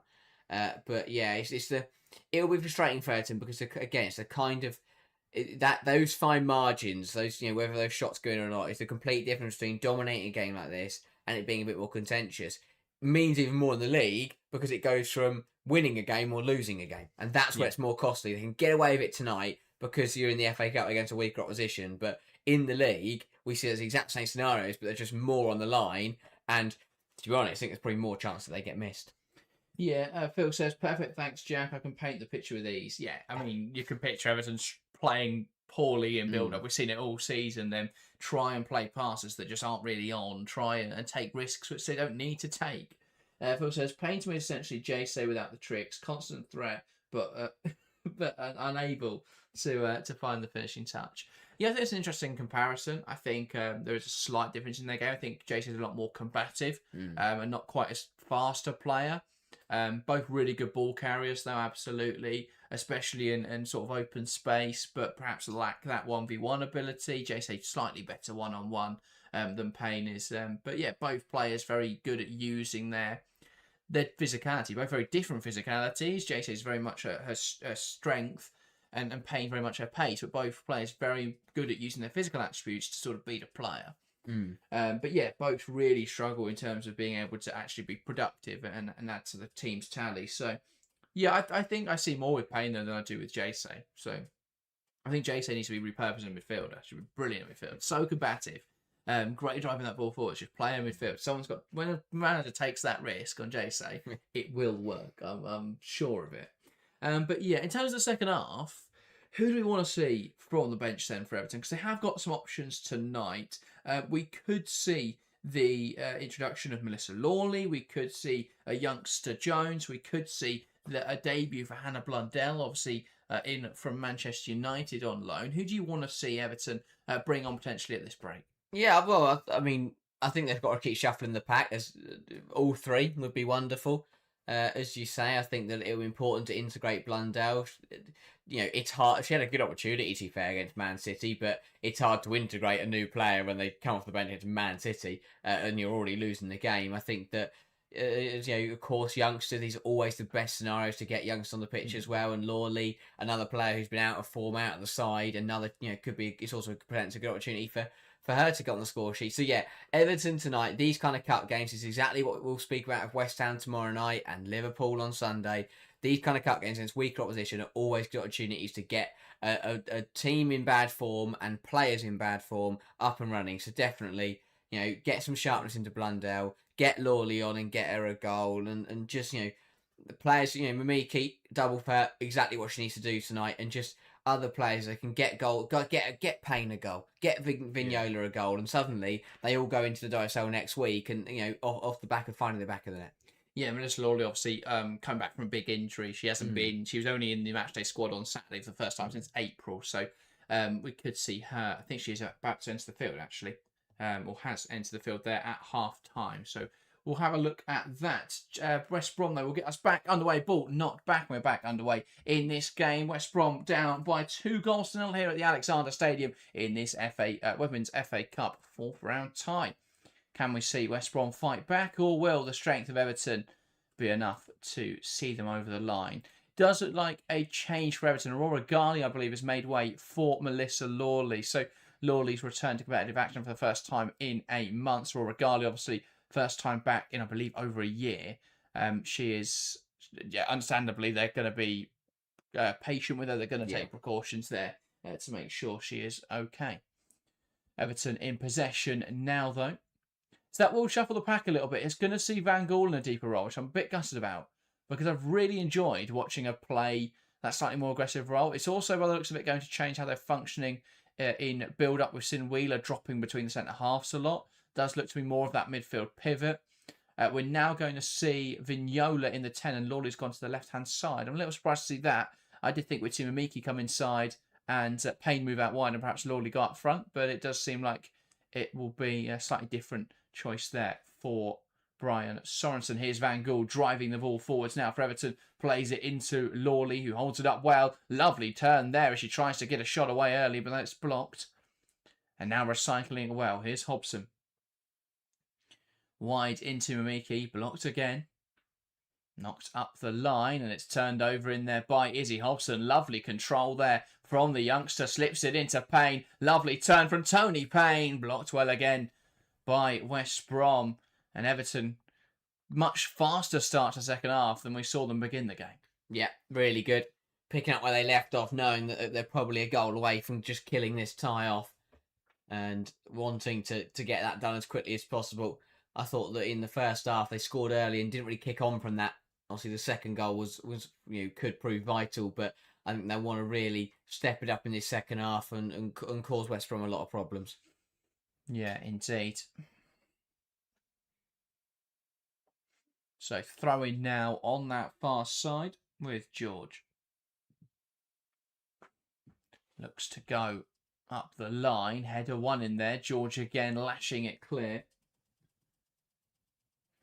And Mace brings it down. Bit of a hospital ball back into Fernandez, but she can now recover it and they can look to build out once again. Here's Mace who slips there, and a chance now for West Brom who pounce on the ball quickly. Pass inside from Warner, turned over though by Ruby Mace. And now Everton look to break away. Mace tries to knock it in behind. Really good that from George. Just to knock it out of play. Not the first time tonight we've seen an Everton player struggle to stay on the turf. Couple slips now as they've adjusted to the surface. Yeah, got to take opportunities like that. So West Brom, Mace well to recover, don't get me wrong, but West Brom got to make more of that. When the opposition defender slips over and lets the ball run, you've got to try and pounce. Yeah, absolutely. So on the ball now is Claire Wheeler, who will carry it forwards. Holding on to possession. Turned over though, and here come West Brom. And it's Robinson on the ball. Will shift inside. Wants to slip Oakley in behind. Makes the mistake. Ramsey off her line well though and clears it forwards. And Lawley will try and bring that down. Recovered though. West Brom have made this a lot more transitional. They're starting to really pounce on these Everton mistakes, which they weren't doing in the first half. Here's George. Clips it in behind. Mace touches it down. And now it's into possession of Wheeler. Here is Pacheco. Mamiki back to Pacheco. He wants to carry this ball forward. Plays it into Melissa Lawley, who carries it up the line. And now inside to Wheeler. Knocks it down the line. Chance now for Everton. Lawley across the box. It's going to drop now for Vignola. And that is a lovely effort from Ornella Vignola. On the penalty spot. Unmarked. And it just drops to her. In the perfect position. Cut back from Lawley. And Ornella Vignola adds to Everton's tally. West Bromwich Albion 0. Everton 3. Yeah, the goal that the Toffees were looking for just to put this game out of sight. It's a nice piece of play down the left-hand side. And as you say, it falls really nicely for Vignola to just get on the end of it and hook it past Clark. Absolutely. Reynolds just gets caught there and Lawley makes the run the other side of it. The ball in the box isn't fantastic from Melissa Lawley, but it's cleared away only as far as Ornella Vignola. And that's a really tidy curling effort in towards the far post. And that's the kind of finishing that we have expected to see from Ornella Vignola. We saw it on her debut, but really not provided that same level in recent weeks. That, though, a tidy finish, and it adds to Everton's scoreline. West Brom now looking to sting back immediately. Robinson makes the run beyond. Mace sweeps up nicely. And now inside to Izzy Hobson. Turned over by George. Nice give and go. Back now into Robinson. And now George again. And, well, it's deemed a foul. Or play stopped there as Van Gaal just was caught, I think, by an arm to the neck. Yeah, it's the second or third time tonight that play's been stopped for a non-head injury, which I'm not really sure why. But yeah, West Brom were frustrated there because they had the possession. Yeah, they've yeah, I mean, that's not near Van Gaal's neck at all, to be honest. But West Brom will do well now to try and bounce back. This is better, though. It's not a bad ball into the box. And then swung up into the air by Orthodoxu. But yeah. That one was a bad ball to the box. Yeah, up against it now, really, the home side. They'll do well to avoid this being a rout. The quality, the difference is really starting to shine through. I don't think 3-0 is too bad. It's not. I mean, this is the problem. It's quite difficult to contextualise because you think third tier, they shouldn't be getting absolutely tanked. Ball in behind. Opportunity now for Lawley, who could get a goal on her return. Cuts it back to Payne, who should score. Does score. Tony Payne finds the goal. Everton break away quickly. Cut back from Lawley. And Tony Payne, well, she couldn't possibly miss that chance. Pokes it past the keeper. And that's West Brom 0. Everton 4. Yeah, a player who's really struggled in front of goal this season finally finds the score sheet tonight. Very important for her. And Melissa Lawley's been on the pitch 7 minutes and already has 2 assists. What a return for her. And maybe a player that could be key for Everton in the second half of the season. It's the movement that creates the chance. Pacheco receives the ball. Lawley's on her bike immediately. She gets in behind Reynolds again there. Great cut back into Payne. Payne takes a positive touch. That creates the space then for her. Makes it a one-on-one. The goalkeeper, I think, shies away from this. And it makes it too easy. And Tony Payne, that's a really tidy poke there. It's a good touch. That's a touch that easily could have become loose. Could have spilled out to the goalkeeper. But Payne kept it close enough while still being a positive touch to create the space. And Everton now cruising, really, in this game. Ball in behind. Opportunity now overhead again. And Emily Ramsey able to collect that with no issue. Yeah, West Brom responding, by the way, immediately. I love that little replay. Immediately sending 2 players to warm up. And there is going to be a change coming. Not been good enough out the break. They did really well, well oiled in the first half. But second half, look, miles off it.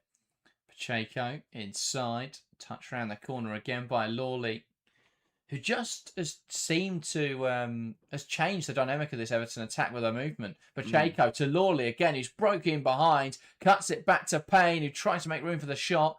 Not going to happen on this occasion. Pacheco back towards Payne, who appears in this wide space. Now Pacheco in the pocket, cuts it across. Chance now. Izzy Hobson adds to the tally. And Everton are in free flow form at the moment. West Bromwich Albion 0, Everton 5. A ball fizzed across by Maz Pacheco, redirected wonderfully by Izzy Hobson.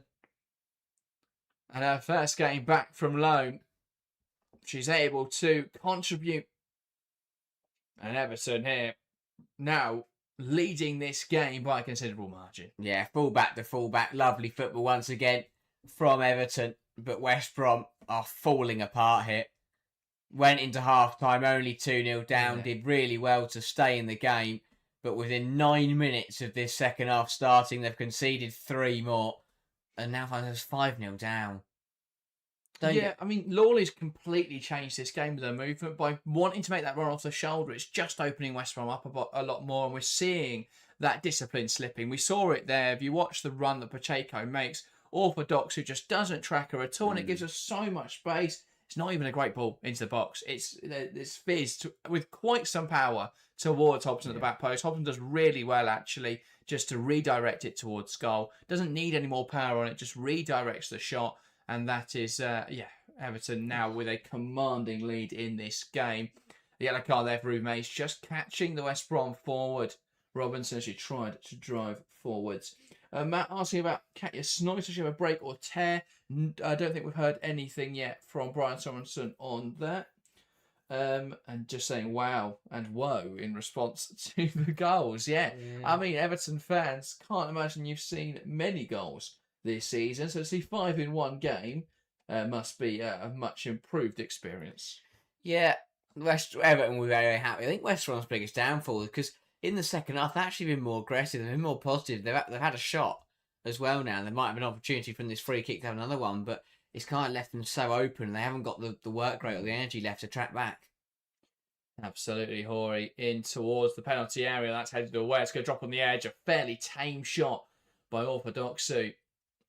And West Brom now looking to go back to their goalkeeper, looking just to regroup here as they are out of shape. Launched forwards by Clark, and that feels like a bit of a waste of possession. Everton now will look to progress, starting to the left-hand side. That was the second shot of the game, so that's something a bit more positive. But yeah, True. Wasn't there really going to go in. Understandably, though, turning to the bench, looks to be a double substitution for West Brom. Understanding they need more legs in there. Here's Van Gaal trying to arrow that pass out to the right-hand side with the diagonal cut out well by Orthodoxu. Now a switch out towards the left-hand side. Pacheco takes that in a stride, and this is much nicer football from Everton now. Ball into the box, headed away well. Another unsuccessful cross. Was there a foul on the edge there? Referee waves it away. And Wheeler misses it now, and now Oakley trying to drive it forwards. Brilliant though from Mace to get back in there. Mace. Everton thriving now on West Brom, losing that discipline. I think perhaps the fatigue starting to set in. We've got to bear in mind this is a side of semi-professional footballers against a professional outfit. And I think the big differentiator in those games tends to be the fitness. And we're watching a West Brom side who are struggling now to keep up with Everton. Yeah, it's one of those where, you know, the first half we played 52 minutes. That's not going to help anyone, that amount of added time. But I think that they'd like to stay in the game a bit longer, or at least hold on a bit longer. Absolutely. Double change, as you mentioned a few moments ago for West Brom. That's going to be Orthodoxu leaving the field. One of the players on a yellow card, so that makes sense. And she will be replaced by number 8, I believe that was, which is Watkins coming into midfield. And the other change will be the end of the evening for Green. So a double substitution for West Brom, one of the most important defenders there, Green. You sense now they may actually be resting their most important players, knowing they've got a Women's National League game coming up next weekend, and that's going to be Day on in her place. So yeah, we're seeing now West Brom shuffle the pack a little bit, give some other players the opportunity, but for all intents and purposes, this game is a dead rubber from here. Everton can relax a little more now, can start to play even freer because they know they're through to the FA Cup 5th round. Yeah, it's one of those where those subs were ready to be made at 3-0, and then by the time they come on, it's 5-0. Will be disappointing for West Brom, but as you say, Everton now full control, free flow. They can just play their stuff and really enjoy the next half an hour. Yeah, indeed. Vignola now into Wheeler. What can Wheeler do in this wide position? Into Mamiki. Wheeler again. Wants to play it across the box here, and that's blocked well into the side netting, and that will be a corner for Everton. Well, it wasn't a shame they can't deliver in the league games. Come on, you Blues. Yeah, I mean, Everton have struggled this season, especially in terms of playing out from the back, especially in terms of being creative in the final third. They're starting to look a little better in this game, but I mean, doesn't show much about how they're going to perform in the league. Ball into the box, that's cleared away. I do think we've seen players used in their much more natural positions. They've still got some odd ones. I don't think Hobson's a right back, for example. I think Hobson's a fantastic centre half. Fantastic young centre half. I think it's really odd to develop her in that way. I think Mace, as good as she's done at centre back, it's a waste of her talents as well. Yeah. So there are some odd choices there from Sorensen. I think integrating Blundell into that right back role as well will make them a stronger side for it. Here is Izzy Hobson, who's absolutely thrived tonight, to be fair, in that role, despite the fact I don't think it's her best position. Mamiki looking now to create an opportunity. It's headed away. Vignola can't quite replicate her goal from earlier there. It's a shot from outside the box. Is fairly tame. West Brom trying to play forward, isn't that, though, for an Everton throw. Yeah, Everton sensing that they are comfortable and they're going to make a triple change of their own. Understandably, going to rest a few players up. And we will see the introduction of new addition Hannah Blundell. We did see her briefly in the game against Manchester City, but more important a cameo here, getting a longer opportunity. We're also going to see a debut, I believe, for young striker Jones, who will go on up front in place of Tony Payne. Blundell coming into the fray, and that's Yuri Mace apart, likely with Eddie Holson to drop in to centre half. And the other change is Hikaru Kitagawa, which will likely be a like-for-like with Mas Pacheco, and it is indeed. Yeah, Mace changed 3 changes, rest up 3 starters, and give half an hour of opportunities to a defender who's struggled this season, a young striker, and a new addition is exactly what the situation Sorensen would have liked to find himself in, 5-0 up against the side 2 tiers below. I would have been intrigued to see how Everton would have fared if they had drawn, say, a WSL 2 side, like West Ham with Newcastle tomorrow night. If Everton had played a side of that quality of a Newcastle or another, even London City playing Sunderland. Yeah. If it was you're looking at his mid-table top half WSL 2 sides. How would Liverpool have fared tonight? Great drive forwards, lovely give and go, and that's cleared away. But how would Everton have fared tonight? That would have been an interesting debate. Yeah. So ball through, and that will go back now to the goalkeeper. Ellie Jones, by the way, it's not her debut, but she played 7 minutes back in the Women's League Cup back in November. This, though, a much longer appearance. Yeah, good opportunity for her, mate, as well, to potentially get her first senior goal. But yeah, I do think these kind of matches do really show where the gap is opening up. I think the gap between the WSL and the WSL 2 is starting to be bridged a little bit with the investment we're seeing from Charlton, from Birmingham, from Bristol City, Crystal Palace, Newcastle, you name them. I think that the gap between the WSL 2 and the National League North/South is the gap that probably needs to be talked about. It's the one that's widening, but there is investment coming from deeper in the pyramid. A lot of professional men's sides, a lot of the top men's sides are investing in their women's team. We're seeing a real investment in Fulham. Their side is much stronger than you would expect for a WSL, a team that I think are still in the 4th tier, which obviously the tier below, West Brom, their side is way too good for that level. We're seeing investment in teams like Fulham, as I say, like Wolves and Brentford, teams who are lower down the women's football pyramid, who are starting now to climb up to a similar level as to where their men's teams are. Yeah, but also, this West Brom side, they're not, if we're honest, they're not one of the best sides in the National League North. They're sat mid-table. Yes, that is 5th place, but that is only 7 points above the drop zone. It is a very weird league where the Wolves and Middlesbrough are kind of romping it at the top, and then everyone else behind you seems to be very, very close together. So that's the problem you've got with that sort of financial difference. Is sides like Wolves are putting a lot of money in with the aim of making it to the WSL in the next few years. Yeah, so maybe the gap isn't as far. This is a mid-table, National League North side facing a side towards the bottom of the WSL. If this was a Wolves, would it have been a more competitive game? Probably. Yeah. But I mean, West Brom played Wolves last weekend, and that was a 3-0 victory for Wolves. Ball forwards there towards the right-hand side for West Brom. Kitagawa, though, bringing it down well. Fernandez, now Wheeler, who splits the centre-halves again. Hobson playing a more natural position now. Wheeler has options in front of her now, Claire Wheeler. Shell says, does anyone know if West Brom get much money from this? They will get TV revenue. In terms of the result, they will get a small fee for losing the match. In fact, I can double check what that is, but yes, they will make a decent amount of money from this. But in the context of a side that's owned by a men's team, it's not really too consequential. With teams like London Bees, who really need results, or games like this, the fact they've got Liverpool is huge. Pass out now towards the right-hand side. And a good battle here, emerging.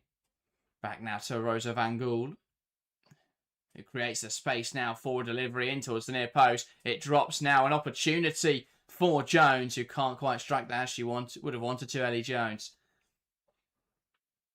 And Everton still probing now on the edge of the penalty area. Here's Lawley, opens up for the shot, and that's a good stop from Clark, not cover herself with much glory this evening. The West Brom goalkeeper with that.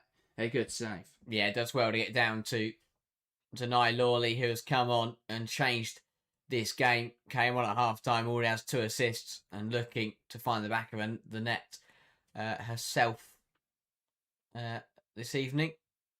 You feel like there are more goals in this game for Everton in the remaining 24 minutes. Loss, by the way, in today's match is still a profit of £13,000.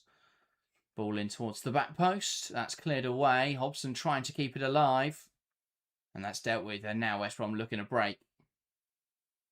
But that is not an insignificant amount of money when you think about the sort of running costs of the women's side. Yeah, of course it's not. That's absolutely huge. And the magic of the run just generally for West Brom will be a brilliant occasion for the fans and the players. But as you say, it more matters to those independent sides or those sides who, even their men's side are further down the pyramid. I mean, Chatham Town versus York City on Sunday is a massive game for both those sides. Well, exactly, because either team, especially if it goes to Chatham. Yeah, York have a men's side who've been into the Football League. I think are they still in the Football League now? They're just outside it. They're in the National League, but obviously they had all kinds of problems. As you say, they used to be in the Football League, but for Chatham Town, if they can win that fixture, what a result that would be. Well, exactly, because it's £54,000 for a winning club, and you're in the 5th round then when you've got potential gate receipts, but definitely £20,000 just for losing in the 5th round. Yeah, and it was changed this year in the Women's FA Cup that gate receipts are now split. So West Brom would have probably rather this was at Goodison Park because they got more. But as you say, for one if you take Chatham Town and York, if one of those sides could get through, and if they draw like Arsenal away, Arsenal that's away, what you want, isn't it? Or exactly. You sell out Meadow Park. Suddenly you get 50% of that. You're praying it's the Emirates, aren't you? Well, yeah, but that's going to. But then actually Everton away is probably the biggest ticket, isn't it? Because they've got the biggest ground. So yeah, it's one of those where the FA Cup is absolutely huge it's make or break for the semi-professional and non-league sides. It really is. Yeah, absolutely. The club like Chatham Town, if they could take away £100,000 in prize money, if they beat York City and then just lose the next game, that's £100,000 in total throughout this competition. So that's game-changing money for a club like Chatham. And again, it brings back the whole TV revenue because Pitt will be, TV revenue and rights because Pitt will be so frustrated that it's been put on TNT Sports exclusively and it's put behind a paywall. But for the clubs, that's absolutely massive because if this game was on, a BBC or it was free on YouTube, the club don't gain very little from that. Yeah, absolutely. So ball drops now onto the attack for West Brom once again. Though Warner unable there to find a way through. Everton just taking their foot off the gas. Unsurprised. Yeah. They've got big games coming up. We know the fixture list is already congested, and they know they're already through. They don't need to be running around 110, 100 mile an hour when you're 5-0 up against a side who aren't really causing you any problems. Yeah, absolutely. Here is Van Gaal, knocks it wide.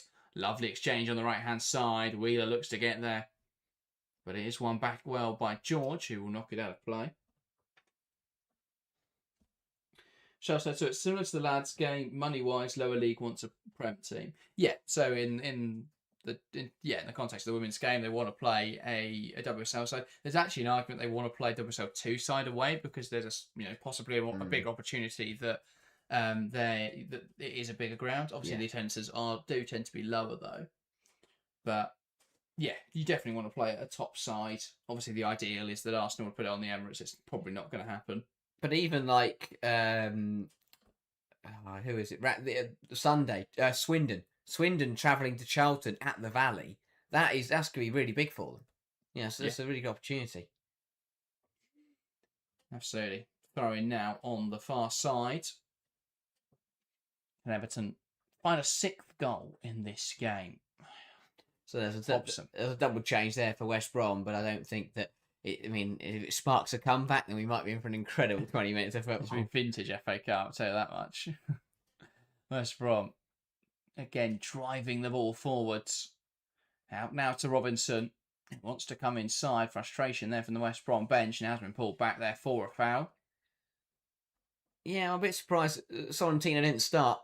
Scored the third goal against Leeds, and again, immediately on the pitch here, picks the ball up, beats 2 players, and gets fouled. Maybe could have caused a few more problems for Everton. I mean, of course, the likes of Warner and that are enjoying brilliant seasons, but I think Sorrentino is a very good player in their own right. Yeah, absolutely.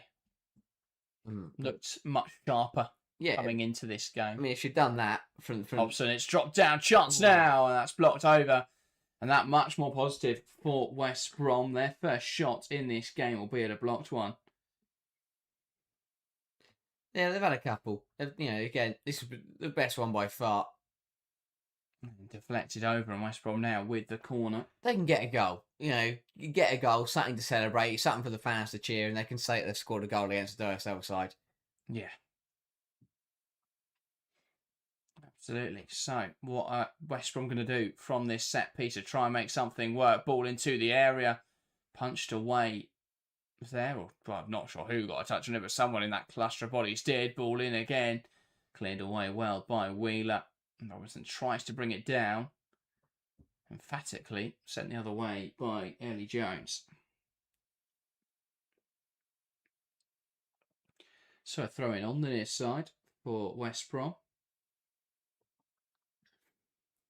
And, well, Brian Sorensen looks like he's whistling to himself. He looks very cold. Everton bench, yes. He should be enjoying the fact he's sort of 5-0 up. I'm not saying he should run around like a fish pump in the air, but he should be very happy with what he's seen. Robinson now inside into Day, and that shot lacking the venom really to trouble the goalkeeper. Yeah, positive though from West Brom. Day and Sorrentino have kind of come on, and they've had 2 opportunities and just look a lot sharper. Yeah, absolutely. I mean, they've just looked. They've had a bit more of an attacking intent since that change after 70 minutes. And it spills out once again. And Robinson's going to try her luck here from range. And I don't mind that with Ramsey off her line, but couldn't find the target there, Robinson. Yeah, why not at this point in the game? Yeah, she kind of shrugs her shoulders to her teammate. Why not? You're 5-0 down. You see the keeper off her line. Just back yourself. I mean, in the end, it was lacking, but you never know. It could have flown in. Yeah, if you get it right, you've got an FA Cup goal. It's incredible it had. Kitagawa cleared forwards well. And that's out of play for an Everton throw. Kitagawa to take again. A reminder, by the way, as we approach 75 minutes here at West Brom versus Everton, we will be live for 2 more Women's FA Cup matches this weekend. Join us live tomorrow evening as Newcastle take on West Ham, a WSL2 side, taking on a team in the top flight. But it does feel Newcastle could get the edge in that game. Rita Guarino, though a second game in charge of the Hammers, will be hoping that she can get her first win in claret and blue. And then on Sunday, join us as Arsenal take on Aston Villa. As the all WSL clash, I believe the only all WSL clash of this 4th round. Tottenham Leicester as well. I forgot that was happening because it already happened last week. And we can all know what's going to happen. Ash Neville's going to win. So throwing now, held up well by Wheeler, looking to deliver the ball. She's brought down there, but I think it will be given as a goal kick. She's not best pleased about it, but alas. Yeah, it's been an interesting game for Everton. I think we've seen certain players really step up to the occasion. I think we've seen some struggle a bit, but yeah, obviously Mamiki was brilliant in the first half. Vignola, always positive. I think Payne looked sharp, got that goal, a deserved goal as well, but yeah.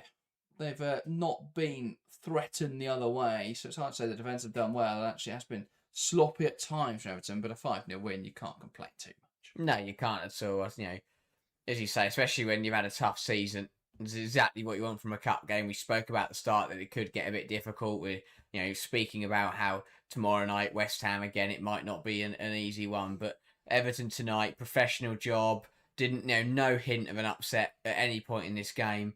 Done well to just kind of ride that off, put the game to bed and be convincing with it. Of course, it could have been better, and there'll be aspects Sorensen isn't happy with. But on the whole, you can't ask for much more, really. The early stages of the FA Cup for these big sides is just about playing well and getting through.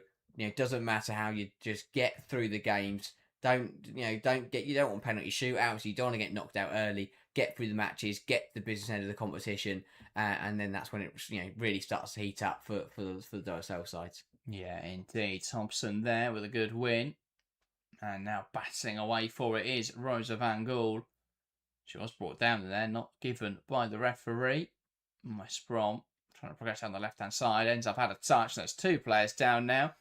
And so the ref will check on both of them quickly. Though Van Gaal is actually up to her knees before the referee is checking her. This looks much more concerning for the West Brom forward. Not sure why TNT is focusing on this in quite so much detail. A player in a lot of discomfort there. Welcome to TNT Sports. That's what they do. But yeah, This is a worrying one. I've already seen. There seems to be some panic immediately from Izzy Hobson, and we've got 2 players either side just trying to keep her calm. Even an Everton physio's gone over to help as well. Yeah, this one does look worrying. Physios from both sides helping the player. And here's the substitute, Sorrentino, who is down. That'll be a big shame. Very, very good player. Hopefully she's all right. Yeah, I've always seen Karen Holmgaard come off with an injury very early on that did not look nice at all. It doesn't look like a nice one here either. Yeah. Definitely a concern here. Our players been really important. A couple paramedics here offering their assistance. So I think also checking if they're going to need a stretcher. Yeah. West Brom will take the opportunity to take a break and just rest up for a bit. Everton, of course, taking their foot off the gas, but any break is an opportunity just to reset. And they want to keep this respectable. There's a big difference between losing 5-0 or losing 6-7, 8-0. 5-0 looks a bit better. Yeah, of course. But yeah, they've got still 12 or so minutes plus additional time. They'll be hoping to just keep it at 5, keep doing what they're doing. But yeah. I think it might be the ankle there. For Sorrentino, just the angle doesn't look right. And the way she's gone down, it has to be. You'd have to think it's something serious. Yeah. But I'm not really sure why the other 3 people just stood there just looking at her. I guess they're just deciding what's best to do here. I mean, if they not got a stretcher, they must have a stretcher. Well, they brought it out for Holmgaard. Did Holmgaard? I know she didn't need it to leave the pitch, but did they use it to get her back to the changing room? Yeah, I'm not sure. This is again another problem with these guys. I mean, also there's a running track around the pitch to get anywhere involves a very long trip. Yeah. Yeah. Everton, really good tonight. Mamiki did get 2. Not all 5 different goal scorers, but important. I spoke at half time as well. Get a goal for Vignola, get a goal for Payne. That's exactly what they've done. It's exactly what you need to do in these kind of games. Take advantage of the weaker opposition and just get it out of form players, get a goal under their belt, get a good performance in the book, and then they can try and take some momentum into the WSL games and look to kick on. Who have Everton got next week in the league? Who do they come back to? I feel like I remember this, but I'm going to have to double check. I'm trying to think. It's Brighton at home next Friday. We'll be live for that as well. Make sure to join us next Friday as Everton take on Brighton. Clark's gone running down the tunnel here, by the way. The West Brom goalkeeper. Possibly just taking this opportunity to go to the toilet. Maybe.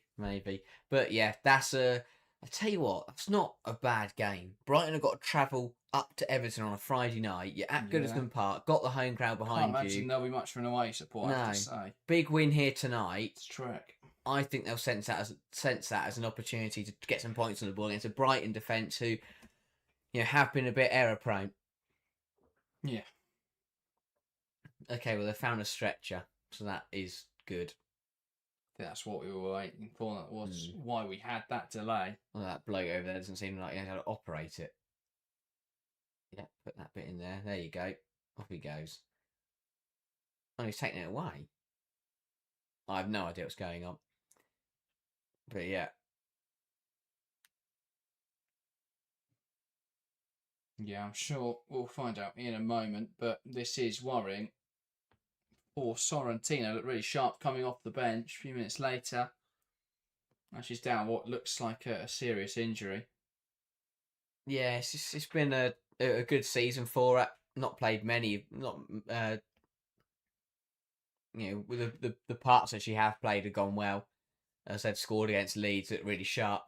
Not played too often, but feet, when she, I think, only recently had a couple of appearances, has just looked really, really sharp. So this is a shame. But yeah, a lot to ponder for West Brom and the coaching side. I think they'll be happy with elements of their showing, but I think it'll be another one where they'll look at the missed opportunity. Second half. Siobhan Hodgett still the manager was speaking in the press in the week about how they thought they did really well for 70 minutes in that game against Manchester United, but it fell apart towards the end of that game, and they obviously ended up losing 7-0 in the end. But they want to give back account themselves. It's not quite that high a scoreline, but they have struggled to handle Everton tonight. Yeah, but again, it's the kind of it's good. I think it'll be the same message for 70 minutes. They played well. That was just that 10-15 minutes after half time where they conceded 3 goals in 9 minutes that has just completely derailed this game. Because apart from those 3... 50, 53, 55. Outside of that bracket, yeah. Yeah, and that'll be what's frustrating, is because they've done well apart, And Sorrentino here will be stretchered off, so we hope for a speedy recovery for Sorrentino. And yeah, it just appears to be that ankle, doesn't it? Plants it all wrong. Yeah. Think it's the right ankle for Mia Sorrentino. Not a nice one. I think it's Pullen who's coming on for West Brom to replace it, just to fill the gap. But it looks like we've got 6 minutes left, but we are going to have another lengthy added time. Brian Sorensen had a conversation with the fourth official. I'm not sure what his argument is. But yeah. It's one of those where maybe common sense will prevail. Yeah, you wouldn't imagine ridiculously long periods. But yeah, horrible on that for Mia Sorrentino. Hopefully a speedy recovery. Players had a really strong campaign in the Women's National League this season. Play with a lot of promise at West Brom. And yeah, hopefully a speedy recovery for her. 6 minutes left though, and this will be another change, obviously, for West Brom to make the change. Mia Sorrentino leaving the field. And she has been replaced by Pullen then in the front line. So Everton getting back underway. And as you say, we expect a decent stoppage period. But Everton, they've had it all their own way, really, in this game. West Brom started that double change of Day, and Sorrentino did just spark something of a revival. But outside of that, it has been Everton who've dominated the game, really. Yeah. Fernandez out to the right-hand side. Shots back to Hobson, who looks to progress the play. Back to Fernandez. Great pressure from Day. Fernandez out towards the right-hand side, overhit, and that's out for a throw. Yeah, West Brom have got to react, maybe try and take advantage of Everton being a little bit sloppy. after a long stoppage, and the fact they're 5-0 up. Can they get a goal on the board? Just get some good pieces of play going. Yeah, Carl, welcome to the stream. Says looks horrible on the replay. We think Albion will get 6 in 6 minutes. Well, you never know. Got to be optimistic. Would be quite something.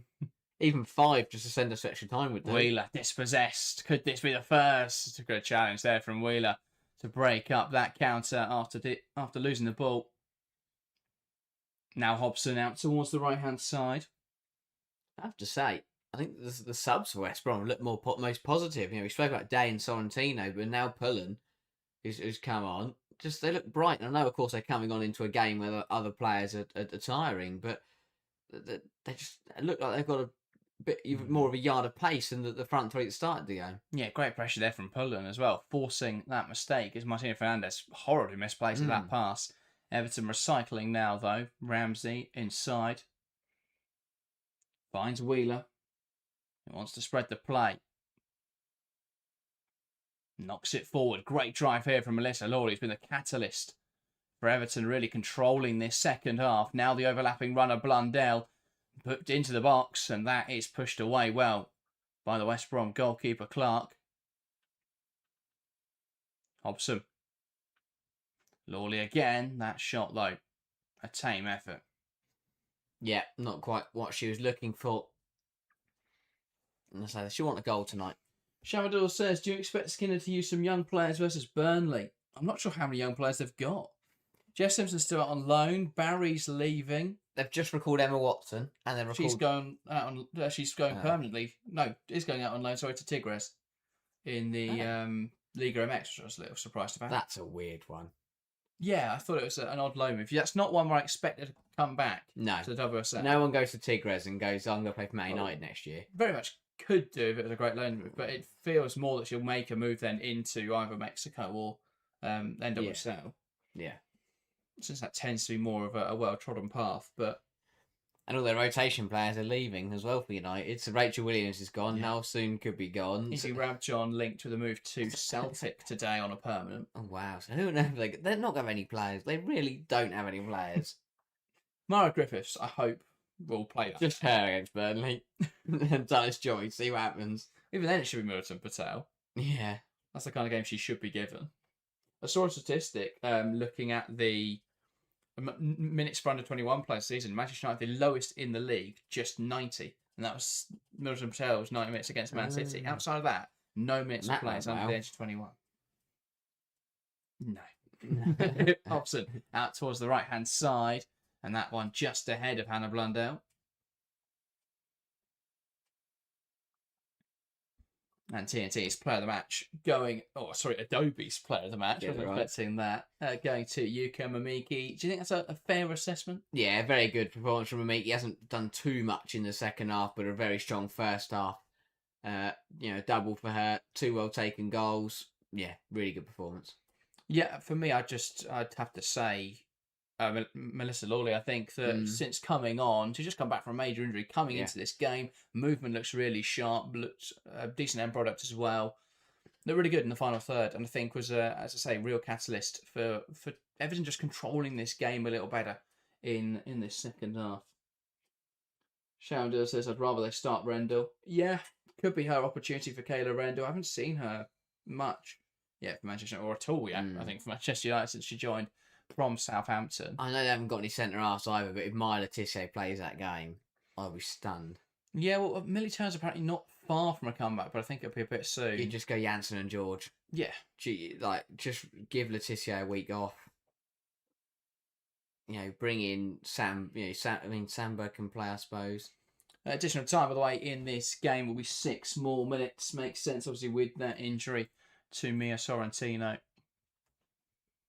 Ball sent down the line there from the Baggies into possession of Izzy Hobson, the Everton centre half. Now looks to play it inside. Wheeler receives on the back foot, looks to shift it into Martina Fernandes. Back now into Hobson.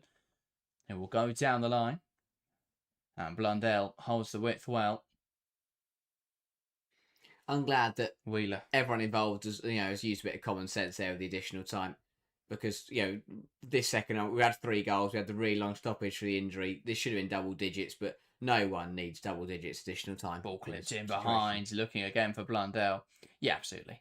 We didn't really see common sense applied in the first half. No. Good to see it applied in the second half. Yeah. But this is a result for Everton I think was really important. This could have been a messy one, really. We know West Brom had aspirations to come in and compete. They had a flawless FA Cup campaign to this point without conceding a goal in the opening rounds. This, though, was a step too far, really, facing WSL opposition, as we saw in last year's edition as well. You do feel they'll be wondering why they can't draw a slightly easier opponent at this stage. Oh, exactly. Especially with the finances on offer. There's a handful of teams that I look at that they'd be very capable of beating that are still in this 4th round draw. I mean, their first couple rounds were nice. I mean, I think they had. I'm trying to think who they had, but they definitely played Cambridge. They had Leeds in round 3, Cambridge United in round 2, and I want to say it was Lewis in round 1 potentially. So it's been a decent run for them. But as you say, if they'd got a Chatham or a York or a Swindon, then I think we'd be sat here saying they've probably got a very good shot of getting into the 5th round. Yeah. But as you say, WSL opposition for the 2nd year in a row is very unlucky. I mean, Chatham, York, as we mentioned earlier in the stream, but the finances. It's a shame that game isn't on TV as well. But because there's not a big hitter club in it, then. But they could have put more games on TV. I mean, 4 over. It's FA Cup weekend. It's a problem with the men's and the women's FA Cup. Not TNT have bought all the rights and are just doing like a game a day. Yeah, which doesn't work when you've got so many ties. Great drive forwards there from Blundell. Wants to flick it into Yuka Mamiki. We dealt with well though. Now to play. Alex says, "Hi guys, good match from Izzy Hobson. Hope she can be a future Lioness." Yeah, she looked really sharp. I think a good cameo or a good start to the game. Sorry, at right back. I think this cameo centre half though, you can see it's a more natural position. Grabbed a goal as well, where she was able to redirect Mas Pacheco's well struck cross, I shall say. But strong performance from Izzy Hobson. Good to see her back in the Everton first team setup. I'd never understood the point in loaning her out. I thought last season she looked ready for the WSL. She did well in what was a side that were really struggling, but I think it felt like she got the blame of it for that by putting her out on loan, which is a bit harsh. But as you say, then got recalled immediately. Got recalled after 6 months. At the end of the season because it was a winter loan. But and has come back into the first team as expected. She's ready to play WSL football. Shamad is the last. No YouTube at all for FA Cup broadcasting. Nope, it's exclusively out on TNT. I believe Channel 4 may have a game every round of the FA Cup. I believe that is Arsenal-Aston Villa this Sunday. So there is some free-to-air action. Chance now for Everton. But with so many games behind a paywall, it is slightly bizarre. I mean, Chelsea-Crystal Palace is one that you can't even watch. City-Bournemouth.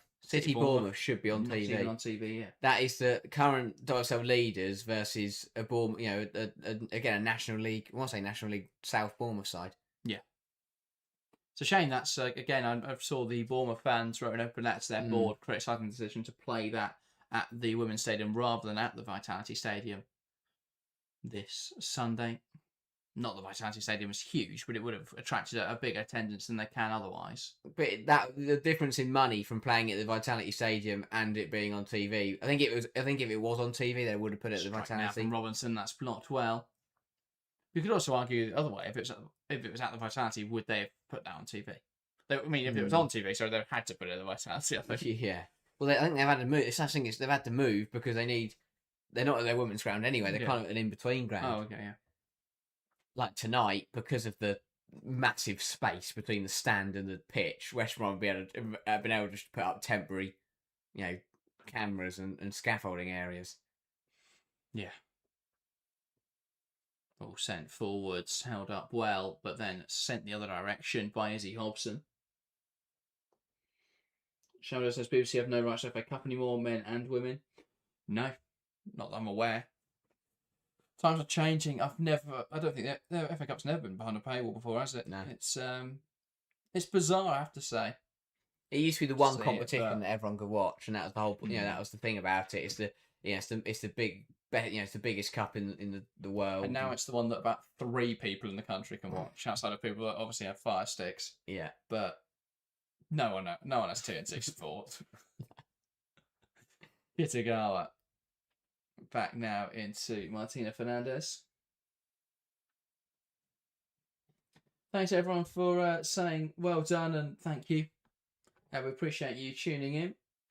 Shaman was asked which games are you streaming this weekend. Join us tomorrow evening for FA Cup tie between Newcastle and West Ham. Join us Sunday for the headline clash between Arsenal and Aston Villa.